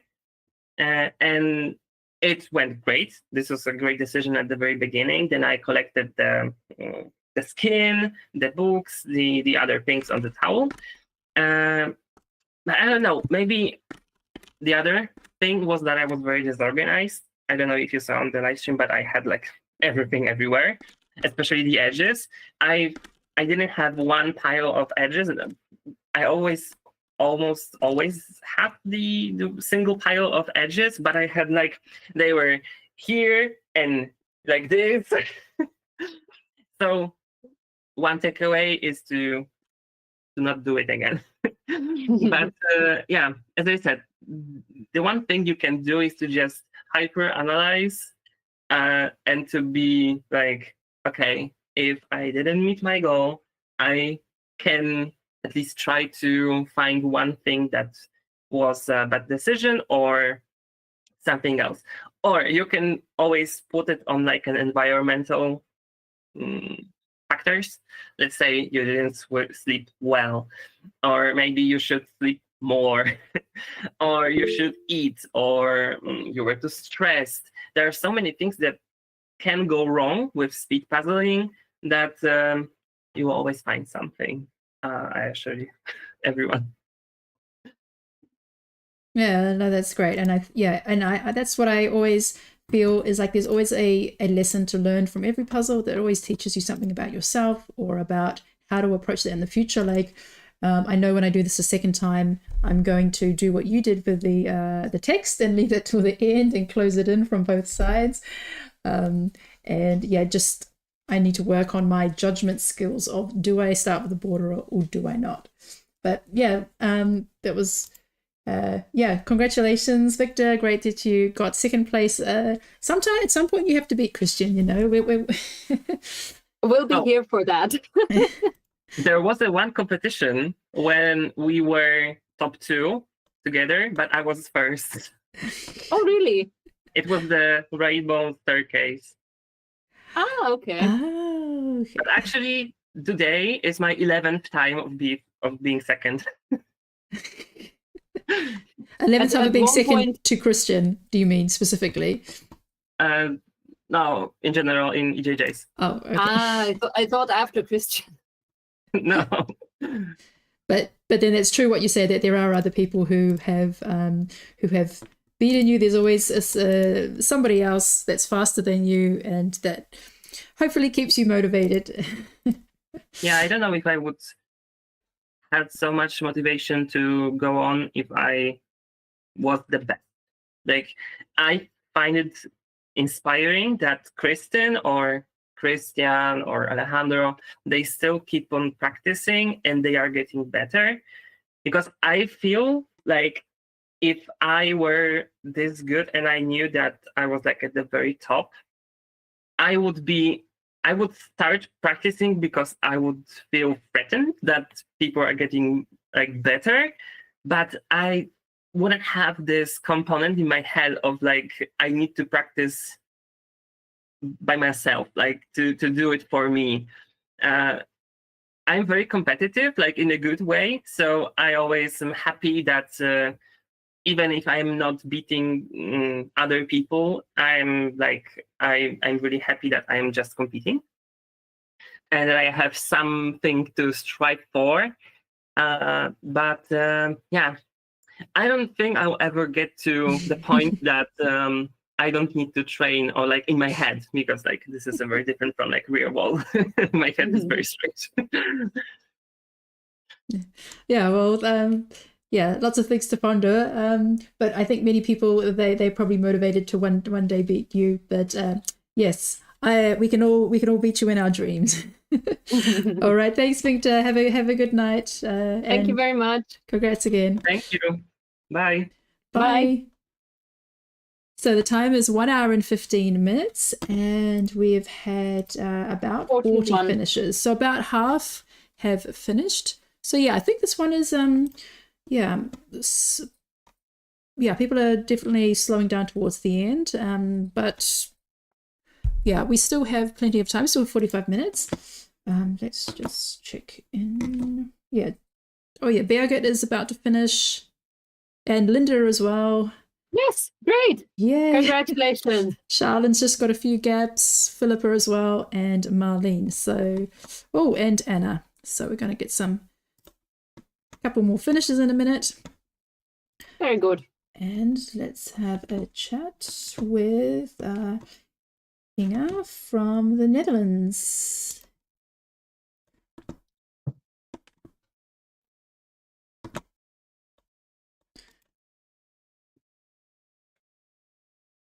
Hello, Inga. Hello. Hi. Congratulations. Tell us what you thought about the puzzle today. So I'm always still a bit scared when it's pieces and piece because of my first experience with Amsterdam from a coffee shop with half the pieces double and half missing. But I actually like this one. I think I started off really great, and indeed the lady and everything on the blanket went really fast, and also to connect it. But then indeed there's like the decision part, like what are you going to do next? And I've been experimenting a bit with not starting with the border because I often start with it, but I didn't do it here, and I think I was happy with that. But I did do it like when I got stuck, I was like, okay, I'll do the border now so that I'll have something to do and I can think of a new plan. Yeah. So yeah, I kind of liked it. Which part was the most challenging for you? That's a good question. I think I got a bit stuck. Like when I had to start with the lemons, But once I got going, then I popped up on the screen and you're like, oh, she's speeding up. I was like, yeah, then I really got the hang of it. But the starting of filling all these things around the edge, that was really hard for me. But the white flowers were actually no problem for me. So it's interesting that Victor really hated them. So yeah. So, Frisia, you have some questions about motivation? Yes. Well, along the lines of motivation, basically, my question to you would be like, when you're participating in a competition, is it more the competition aspect that motivates you, or is it the puzzle, and why? I like both. I'm very competitive. So my sister is always joking that I get like a competition boost. So I'm a bit faster when I puzzle in a competition than when I do it at home. So, and also today you were like, oh no, and Hannah's coming. And I was like, you're getting so stressed. I was like, no, I'm finally getting third place again. I didn't want to lose it. So, I am a bit competitive. But for the Euro Jigsaw Jams, I also just really like that it's like a new puzzle and you don't know what it's going to be. And that also really excites me because I just love doing puzzles that I haven't done before. So that always makes me super excited and motivated as well. Yeah, that is a pretty nice answer. That's like, the new puzzles are a pretty good motivation. Yeah, and I just really like puzzling in general. What? I just really like puzzling in general. So when I don't puzzle for a couple of days, I'm like, oh, I'm so excited to puzzle again. So well, you wouldn't be here if you didn't like puzzling. That would be a little bit weird. And like, if you want to keep yourself motivated between competitions, then what do you do? I think I've been a bit well, not demotivated, but like lately I've been having to really fight for top 10 in the Euro Jigsaw Jams. So that was really actually gave me more motivation. I'm like, no, I should puzzle more because I haven't been puzzling a lot because we had to move and there's a lot of stuff going on at the house. So I didn't really have time. So now I'm like, oh no, I should just puzzle more. So that also helps keep me motivated. And I really like myspeedpuzzling.com to just track your progress compared to other puzzlers. And yeah, I really like that as well. It is good that you mentioned that like there are things that are demotivating from time to time. Like, how do you tackle that? Or what do you find the most demotivating? Let's start with that. The most demotivating. I think when I feel like maybe I'm not living up to what I can do. So when I'm disappointed in my own time, then I'm like, should have been able to do this faster. So what helps me is try to get some boosts. So it makes you feel good about yourself again, and then you can keep going at a hard puzzle after that. So like get some motivation boosts in between with easy puzzles, something like that. We were actually at a 6-hour puzzle marathon this weekend, and the puzzles were so difficult. So it was also really hard to be like, okay, no, we have to keep going and we have to keep pushing through. But that was also a nice test in motivation and endurance. Oh, where was the marathon? What event was it? Yeah, it was in Belgium, in Jean-Blou. My French is not that good, but somewhere in Belgium. And how was it? What kind of puzzles did you have? Yeah, it was kind of similar to the one in Arcon from the 10-hour marathon. So it was the same organizer as well. But it was like paintings. One was actually just a 1,000-piece puzzle of a tiger and then just like 400 pieces of black around it. Oh no. And there was Yeah, there was 3 paintings, and then the tiger, and then there's actually one that I was doing right now as my second puzzle. I don't know where I left the box. Ooh, would be nice to see. Show us. Oh, yeah. So that one was actually fun. So I don't know if you can see it. It's like a 500-piece puzzle in the desert with Ooh, that is a nice image. like the perfect gradient sky. So Yeah, this is that- actually a good gradient, not a bad one. That looks like my nightmare, to be honest. Like I'm very bad with gradients in general, so Yeah, so this one was actually a lot of fun. And the other 4 were a struggle. yes, these marathons also sound like such motivating experience. Like I have never been to one. We're planning to go to one with Michelle, where we're going to see you as well in Belgium in March. But yeah, they also sound like pretty motivating events because it sounds like a big party. Yeah, it's super fun, but I do have to warn you because he does pick very difficult puzzles, because last time they were also very difficult, but this time it was even worse, I think. Oh, wow. Yeah, so I'm a bit worried, but the event is so much fun. Yeah, and it's indeed, you practice some different skills. I was like, when we started our 5th puzzle, I was like, okay, well, right now everything is starting to hurt. Oh, Just from sitting crouched in a puzzle position for like 5 hours. So yeah. yeah, it is definitely going to be an experience, especially like just getting there from the Belgian nationals the day before. It will be a marathon weekend in itself. Yeah, I have the same issue. Yes, I know you're going to be competing there as well. So that's yeah, it's going to be in like 3 weeks or something. It's not even that far away anymore. No, indeed. Yes. Are you doing anything in preparation? No, Anything not specific? particularly. No, so I did order the new Ravensburger puzzles from Michelle's shop, but I don't really like them. I have not heard from anyone that they like them very much so far. I mean, yeah. So I'm just hoping that it will be some fun puzzles. I think they have been starting to switch it up a little for the competitions. So that's better, because when it was all like the glacier and all the leftover crappy puzzles, I wasn't really excited for Belgian nationals. But now I feel like we might get some better puzzles. So then I'll be excited. Oh yeah.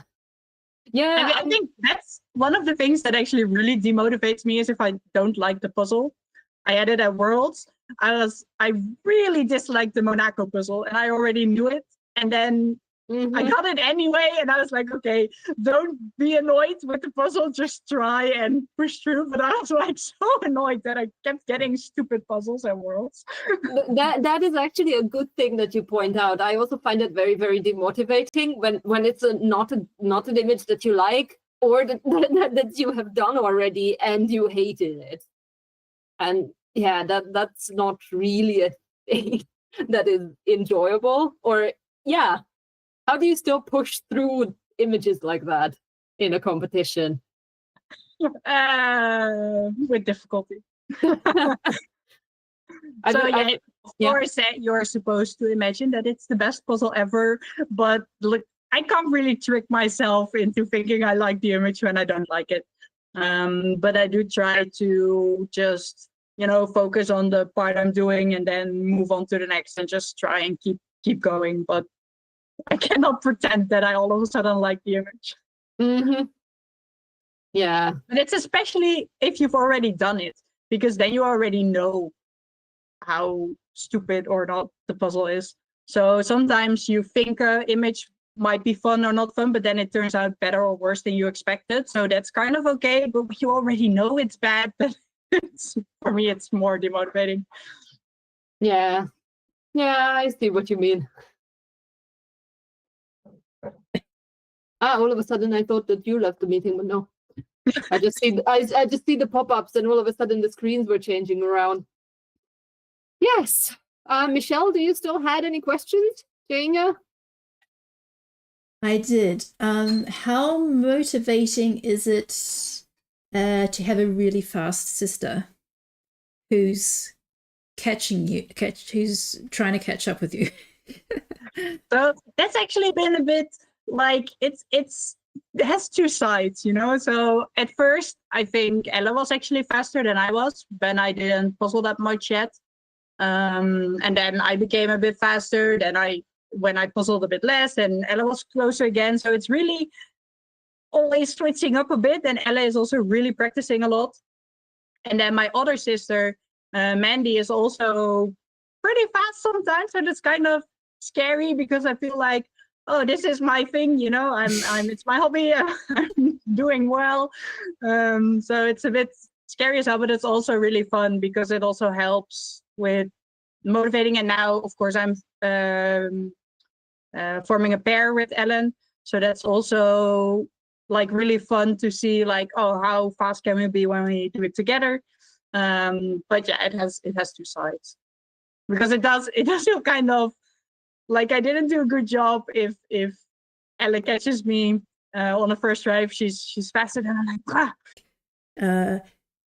Who's the person that motivates you or like gives you encouragement to keep on going? So I actually think my partner Jim is very positive. So always when we're puzzling together, he's also always kind of motivating. And I think it's especially at the last marathon we also joined with another team from Dutch nationals. We partnered up together, and then they were surprised with just how positive Jim has been throughout the whole day. Just, you know, being all supportive and lifting each other up. While sometimes I did a puzzle with my dad and Mandy a while ago, and we were just trash talking the whole time. So that's very different from just being like, hey, you're doing a good job. So yeah. Yeah. So I think he's been my main motivating factor. Yeah, that's really nice. Yes, I had the opportunity to chat with Jim in person. I would often come over to your table when I had my break and just, say, well, there were other people standing around too, just watching, because there were people like just watching, like, wow, she's so fast. And I guess many people had never weren't on the speed puzzling circuit and hadn't seen you puzzle before, or knew that people could puzzle so fast, so they were really impressed. And so when I didn't have anything to do, I would also just come over and watch and see how our competitors are going, because of course we also had the competition against you guys as well. And it was very nice to chat with Jim. So yeah, great that you have such a supportive and encouraging partner. So well, thank you, Inga. It's great to have you back in the top 3. You were gone for a little bit, but had some crazy fast people, and you've made it to 3rd place today, so congratulations, and thanks again. Yeah, thanks. Bye. Thank you. Bye. All right, so we're at 1 hour and just coming up to 1 hour and 32 minutes, and we still have several people still puzzling. We actually have 62 finishers so far. Yeah, so I think we've got another 20 plus people puzzling. But we still have, almost a half an hour to go. I just want to point out something which I thought was quite interesting, is that Kirsty Kojo, okay, she's connected it. I had her on the screen before. She did something quite unique. She had her border built, but off to the side, and she was doing the middle part.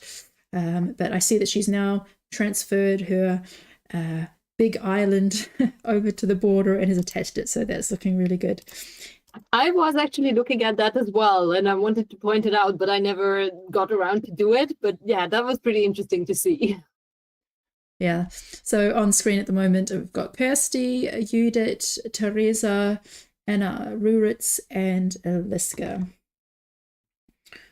So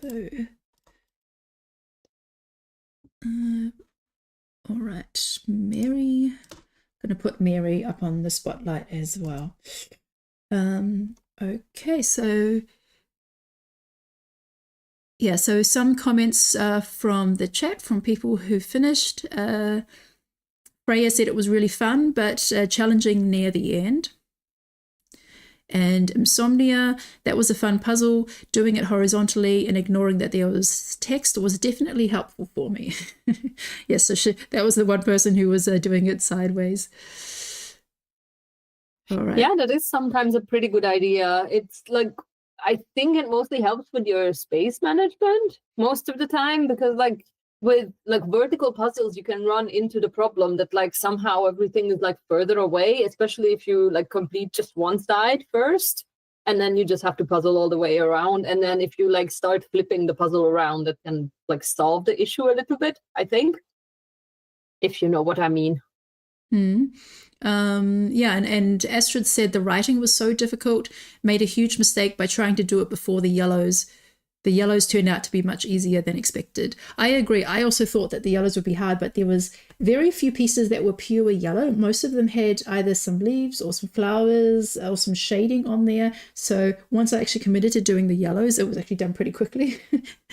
So yeah, don't be afraid of the yellows. There are sections of images sometimes like that you just literally just sort to the side because you don't want to deal with it at all. And then you end up having to do it anyway. And then all of a sudden it just goes way quicker than you expected. I have run into that multiple times before. Yeah, and because actually now that I look at it, like they're 4 separate yellow parts, and they're quite nice chunks. So they could... Yeah, I think I would definitely do them earlier in the piece than I did. I would probably try doing them next time as a whole piece, like maybe focusing first on the parts that are unique, like the tops, like where the leaves and the stem come out of, or where the border pieces line up with them, and before trying to do the border completely. I think I would just try and do like chunks of the border. But yeah, next time we live and learn. All right, so I'm going to like to bring in our guest for today, Anna Schüssler from Germany. You can turn your camera on. Hi, Anna. Is your microphone on? Because we can't hear you.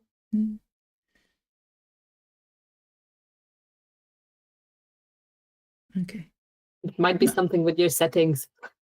Do you hear me now? Yes. There you are. Helps connecting to Bluetooth. That's okay. As always. Hey. Hi. Nice to see you again. Yeah, it hasn't been that long. So 2 days. Have you managed to get enough rest since the Leonberg competition, German nationals? I don't think so, actually. I think I was puzzled out of it. So maybe, so that's maybe why it took me a little bit longer than I hoped to with the puzzle, but maybe it just was harder than I expected. But I did puzzles in between, so I think yesterday I did 2. Ooh, what did you do? I did, I have them all lying around. So I did this one that we had for the team competition. I tried to do it alone, and it was once again harder than I thought. Looks like it's easy. And I did the circle with the vegetables. Oh yeah. I was able to swap that. I had the tropical leaves, and but I was able to swap one with the vegetables. So I could try it again for the first time.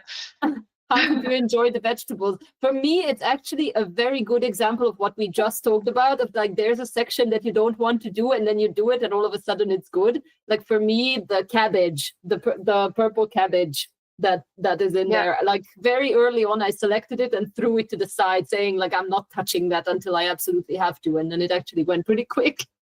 Yeah, and I think this is the first thing to sort with that puzzle, actually, I think, because the colors just stick out, but it's too many pieces at once. So I did the exact same thing, but I think with that puzzle, the reds were harder than I thought. The blue-purple part, purple-green part was fine, and then the whole tomatoes things were actually more confusing than I expected them to be. Yes. Yeah. That it is more tricky than what it looks like. Yeah. So yes, how was your experience at the German Nationals? You did come away with a trophy in the end, at least, like two of them. Yeah, let's hear it. Yeah, but not unfortunately, that's the wrong word. But it was for pairs and teams because the final single didn't go. But yeah, I think we can talk about that later, as well as I hoped it would be. But yeah, we did finish 6th in pairs and 5th in teams. So I did get little small trophies, but they were trophies, and so that was exciting and totally unexpected. So I actually didn't think I'd get anything at all. So that was a nice thing. And lots of puzzles actually. So I think I can move the camera. So you saw 2, and that's the rest of the pile that I brought back. Yeah. I saw it was a thing on Instagram for everyone to show like the pile of puzzles that they came away with. I also felt victim of getting home with way too many puzzles. I don't know how it was for you, Michelle. Oh, I only had 2 because I didn't buy anything and I didn't puzzle, so I didn't get any competition puzzles. But for the live stream, we always had a puzzle to show the camera, and then we divided them up between the commentators. So I got to take 2 home. At least now, not in at Worlds, we had to just finish them and pack them all into a suitcase. And this time we were in a car, so there was lots of space to get the puzzles home. That was a little bit easier this time. Yeah, it makes it way easier when you don't have to fit everything into a suitcase. Yeah. Since the topic is motivation, I guess you have now received a big boost of motivation. Yeah, with, like, unexpected prizes. What is your next step? What are you planning next? Are there any competitions that you're planning? Not specifically other than Worlds, and some little birds were talking about a competition in May in close to Cologne, between Cologne and Dortmund. So yes, I might have something to do with that. So I think that would be the next one. But other than that, I think Worlds will probably be the next one, except maybe some just regular puzzle meetings, but no competitions. Yeah, that unless something comes along, then of course. Yes, of course. Do you already have a team and a pair for Worlds, or are you still searching? We have the same team as last year, which is nice because we had one team member from the US and weren't sure if he wanted to come back. He wanted to come back, but it's a long way from the US, so he wasn't sure if it's. But apparently it was so much fun that he decided to come back this year. So we have the same team. Pair, I don't have anyone yet, but I'm like in talks with people. So, like my pair partner, she's from the eastern part of Germany, so we're kind of trying to figure out if she's having a team with someone closer to her, so that she can practice, or maybe we can get back together again.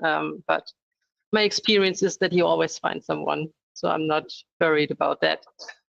Yeah, it is like that. Like at Worlds, you basically just like end up being in pairs with someone if you want to join on the day of the competition. Like, I don't know if they're still going to do that this year, that you can just like jump in if you want, but yeah, you're definitely going to find someone. I also wouldn't be worried. Yeah.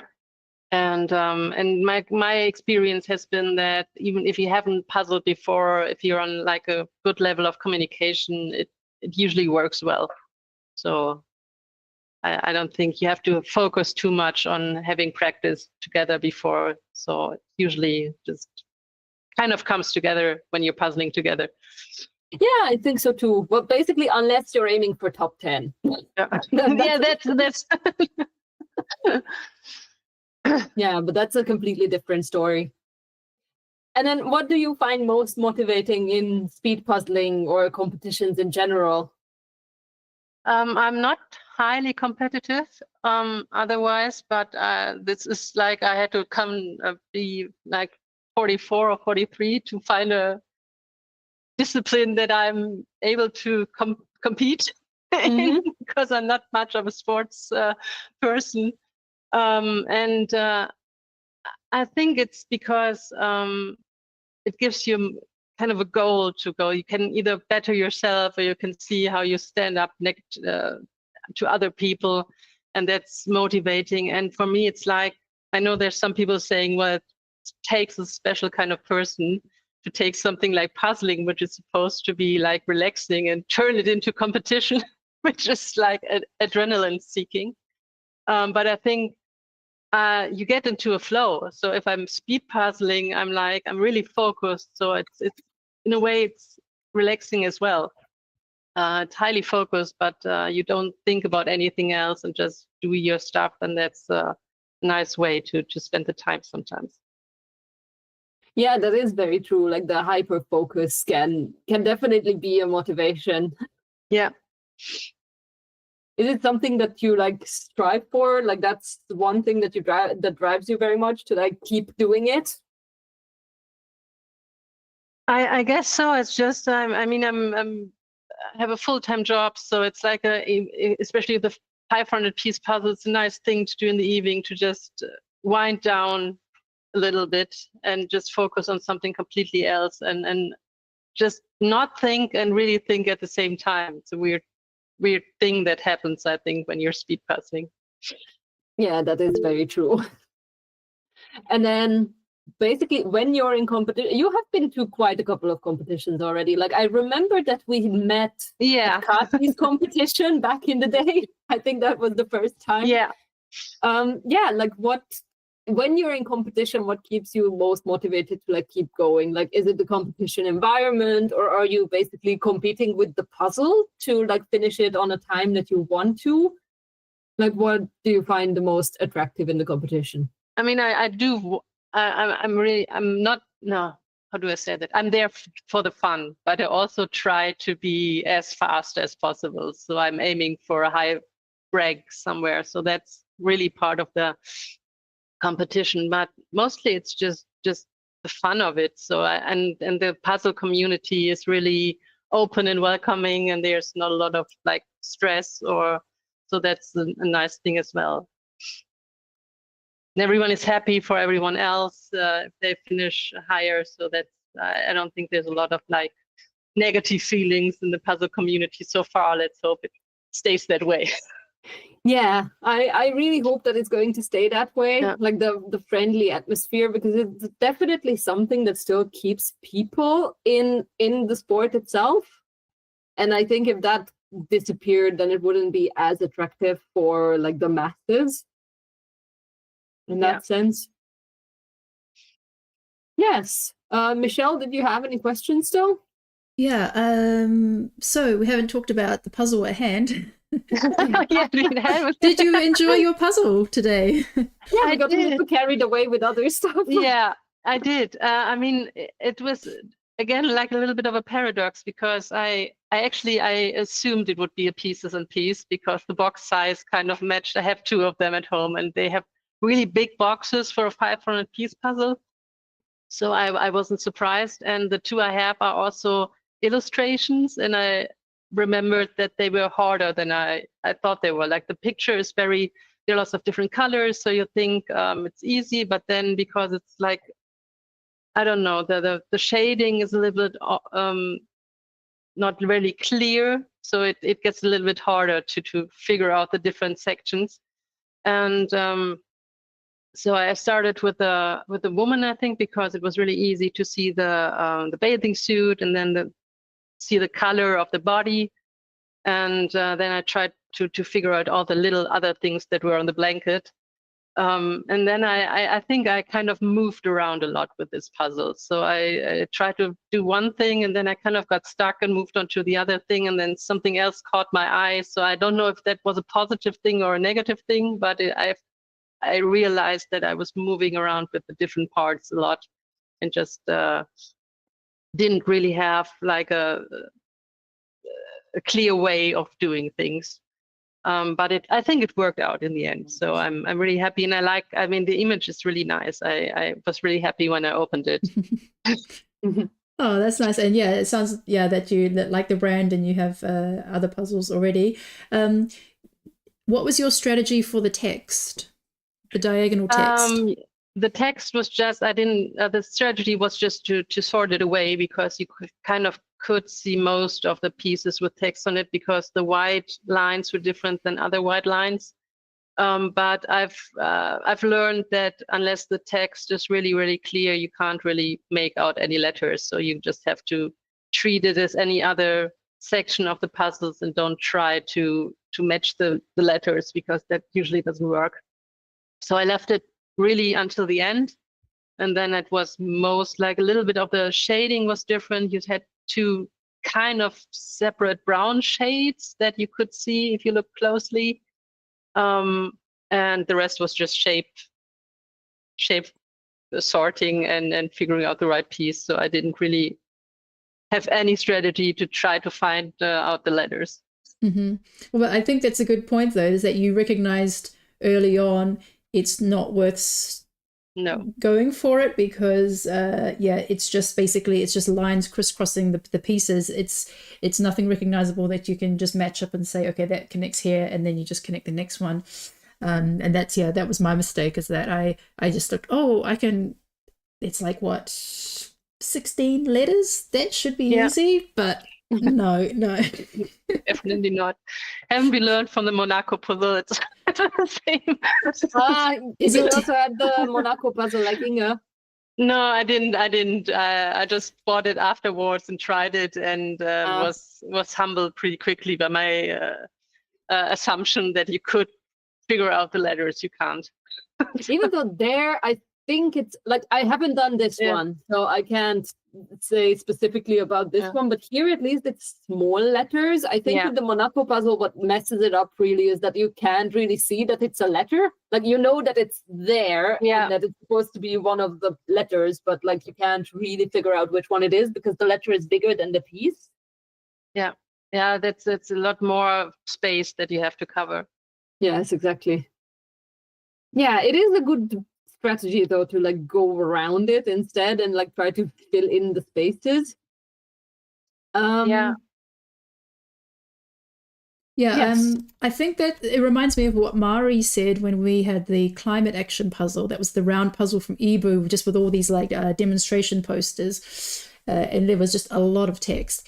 And she said when you get a puzzle with text, you have to ask yourself, is this text or is it not? Because if you cannot, as you say, put it together defined as text, if you cannot recognize the pieces and where they belong, it's basically, as you say, like any other section. And I think that is she said they learnt that on a puzzle which was about the Wizard of Oz, which had a big text of Wizard of Oz, but in the end there was so much of it that you could not just treat it in the way as, I'll just put these letters next to each other. It works when you have very small text, like we had in the pairs pre-round. We had the sweet shop, and it's a really chaotic puzzle with lots of, you can't really sort anything, but you have those tags on different jars where there's the name of the sweets in there. So it's a lot of, you have to look at the picture to figure out where it is, but you can at least read the text because it's so small that it fits on the tile. But with bigger text, it's usually just shapes and nothing you can really recognize. It is actually like a strategy that I figured out about like way too late in hindsight, which is literally this, to like work with the negative space around something that you don't want to work with, because all of a sudden that helps put the whole thing together. It takes away a lot of pieces of like the bad stuff, you know? Yeah, so like, it's the final puzzle of the German. Did you show it, right? The final? No, I don't think I have it here. Oh, you have it there. Yeah, I have it in my. It was the succulents. Oh, which is I know you have a trauma. Oh.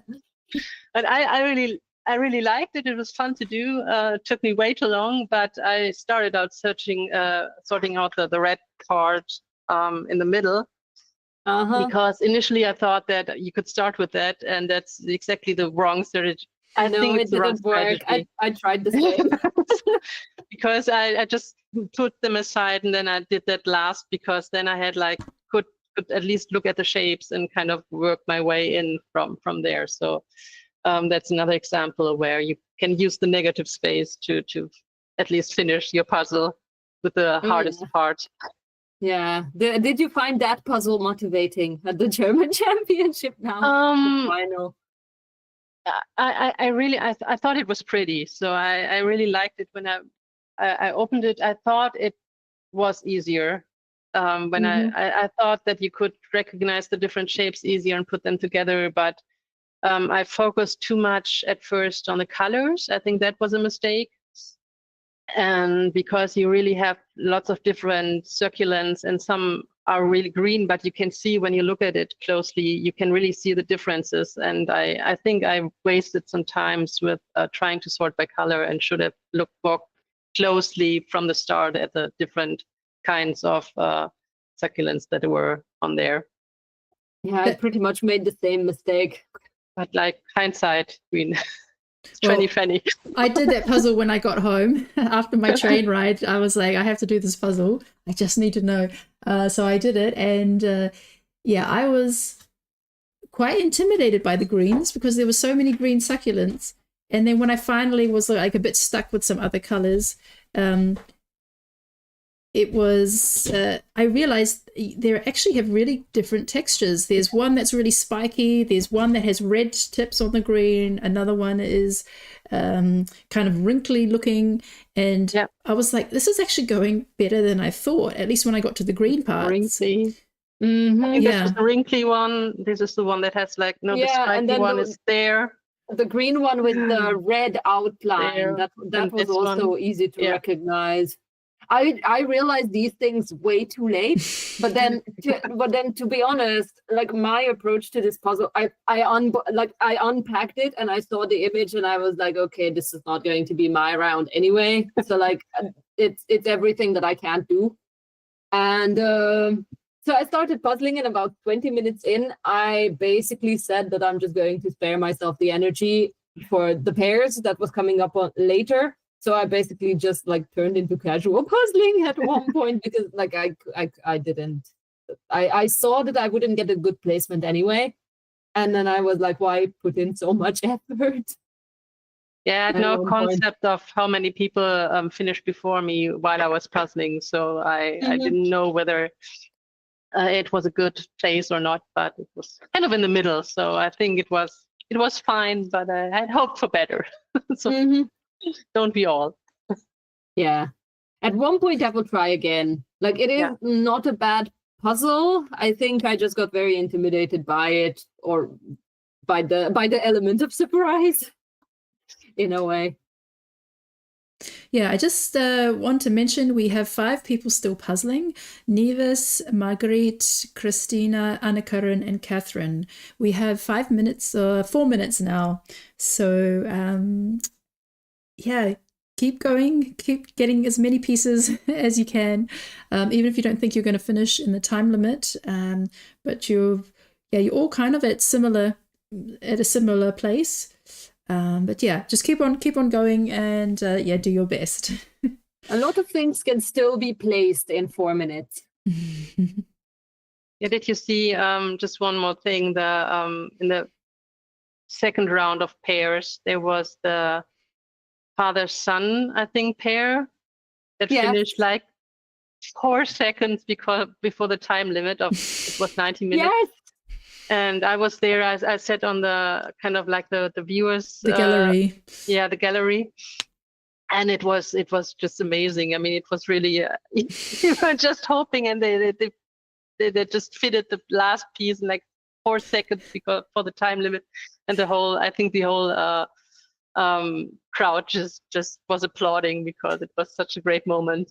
Yeah, it was great. It kind of reminded me of Worlds when I think it was the second semifinal when everyone finished their puzzle and the last finisher got like probably a bigger applause than the first place. Yeah.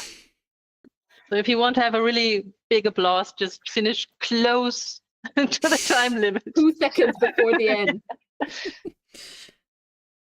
Yeah, and in Karen's recap video, there was also she also had some of the really fun finishes where it wasn't about anyone who was going to get a really good placement. They were just like people who were just so relieved. And there was one guy, he was at the barrier, and on the other side of the barrier are Vesna and Jan, and like Vesna and Jan are just like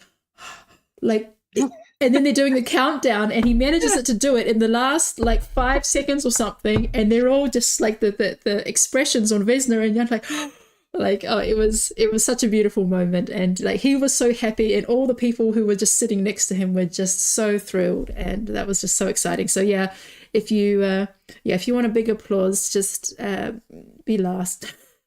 And this might also be a good motivation speech here as well, because like those who are around the end also get like a big applause, which can also be pretty motivating around the end, so that like it doesn't feel like a failure, or it doesn't leave like a negative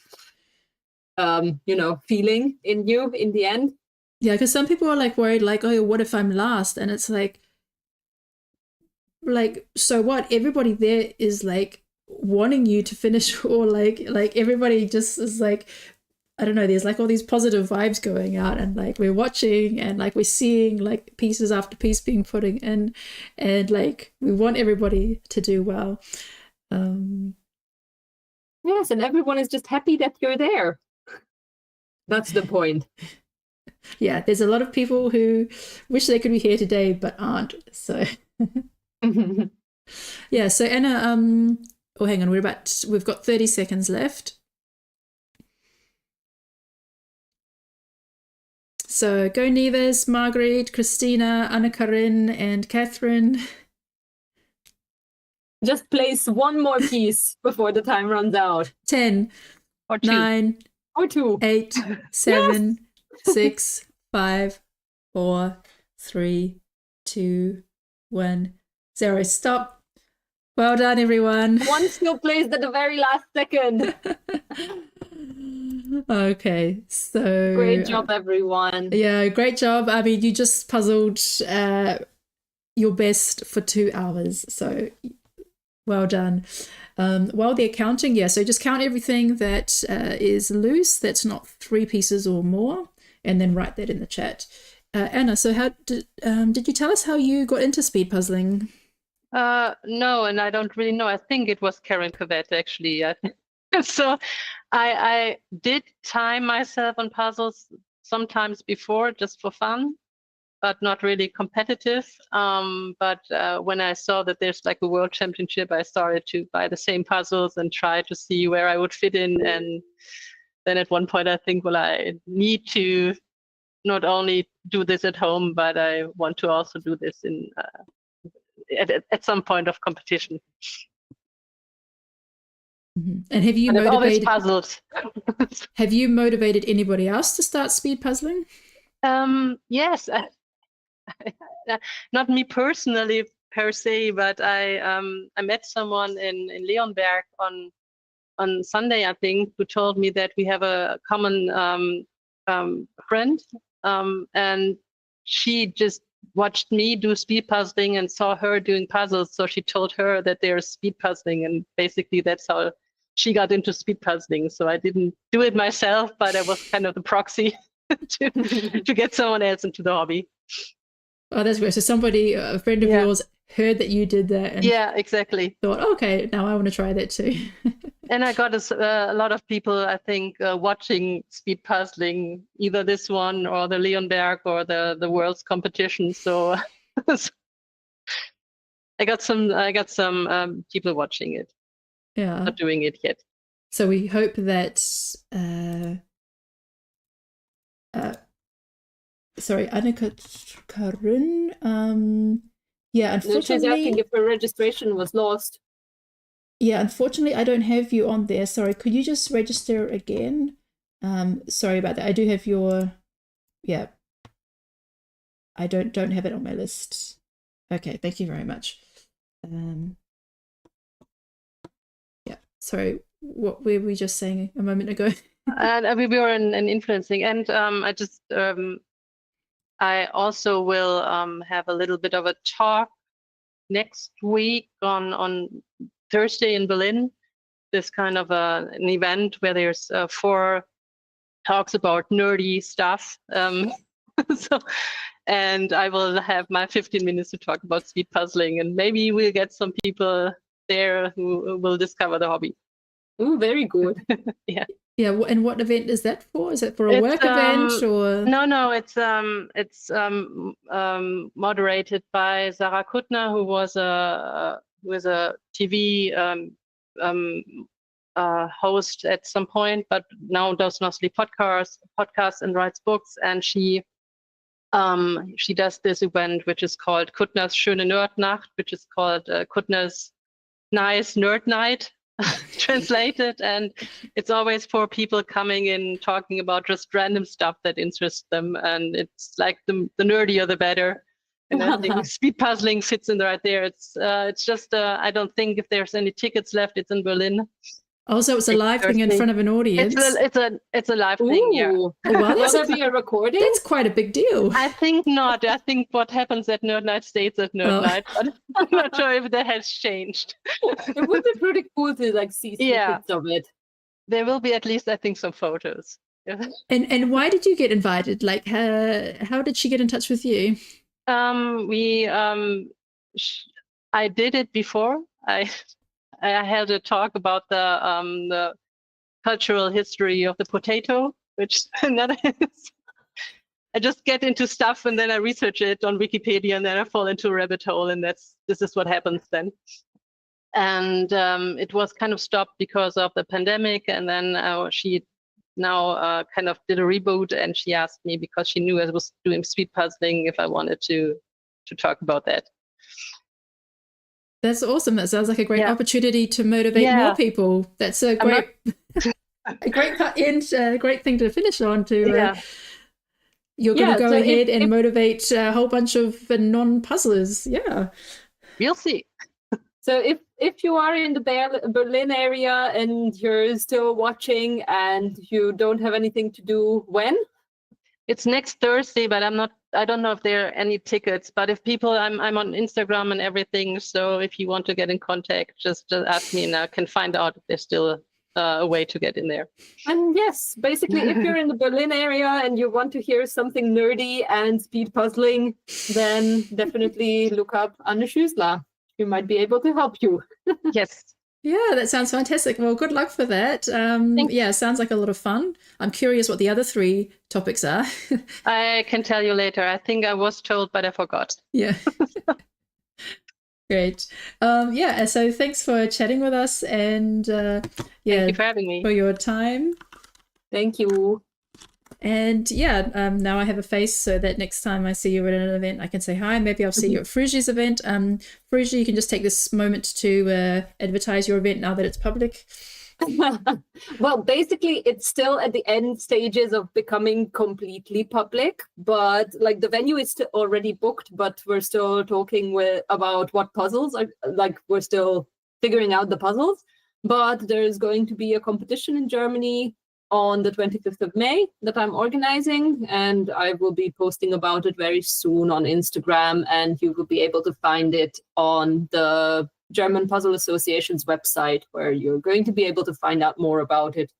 In a couple of days, it should go finalized and completely public. Yeah, that's really exciting, because now everyone's on this high from the German championship and are like, what's next? Like, what else is there out there? So yeah, I'm looking forward to it, and yeah, hope to see you there, Anna and Frugi. Yes, all right. Hopefully. Thanks, everyone. Well done to all the participants for doing this competition. Hope they enjoyed it, and thanks to everyone watching and commenting along with us. And yeah, see you at the next competition, which is on Sunday. That will be, let me just double check that. I think at 10, or? Yeah, so it's just a regular solo with 500 pieces. So yeah, Sunday, I'm going to be a 16th. participant this time. Great, thanks everyone. Good night. Thank you. Bye. Bye.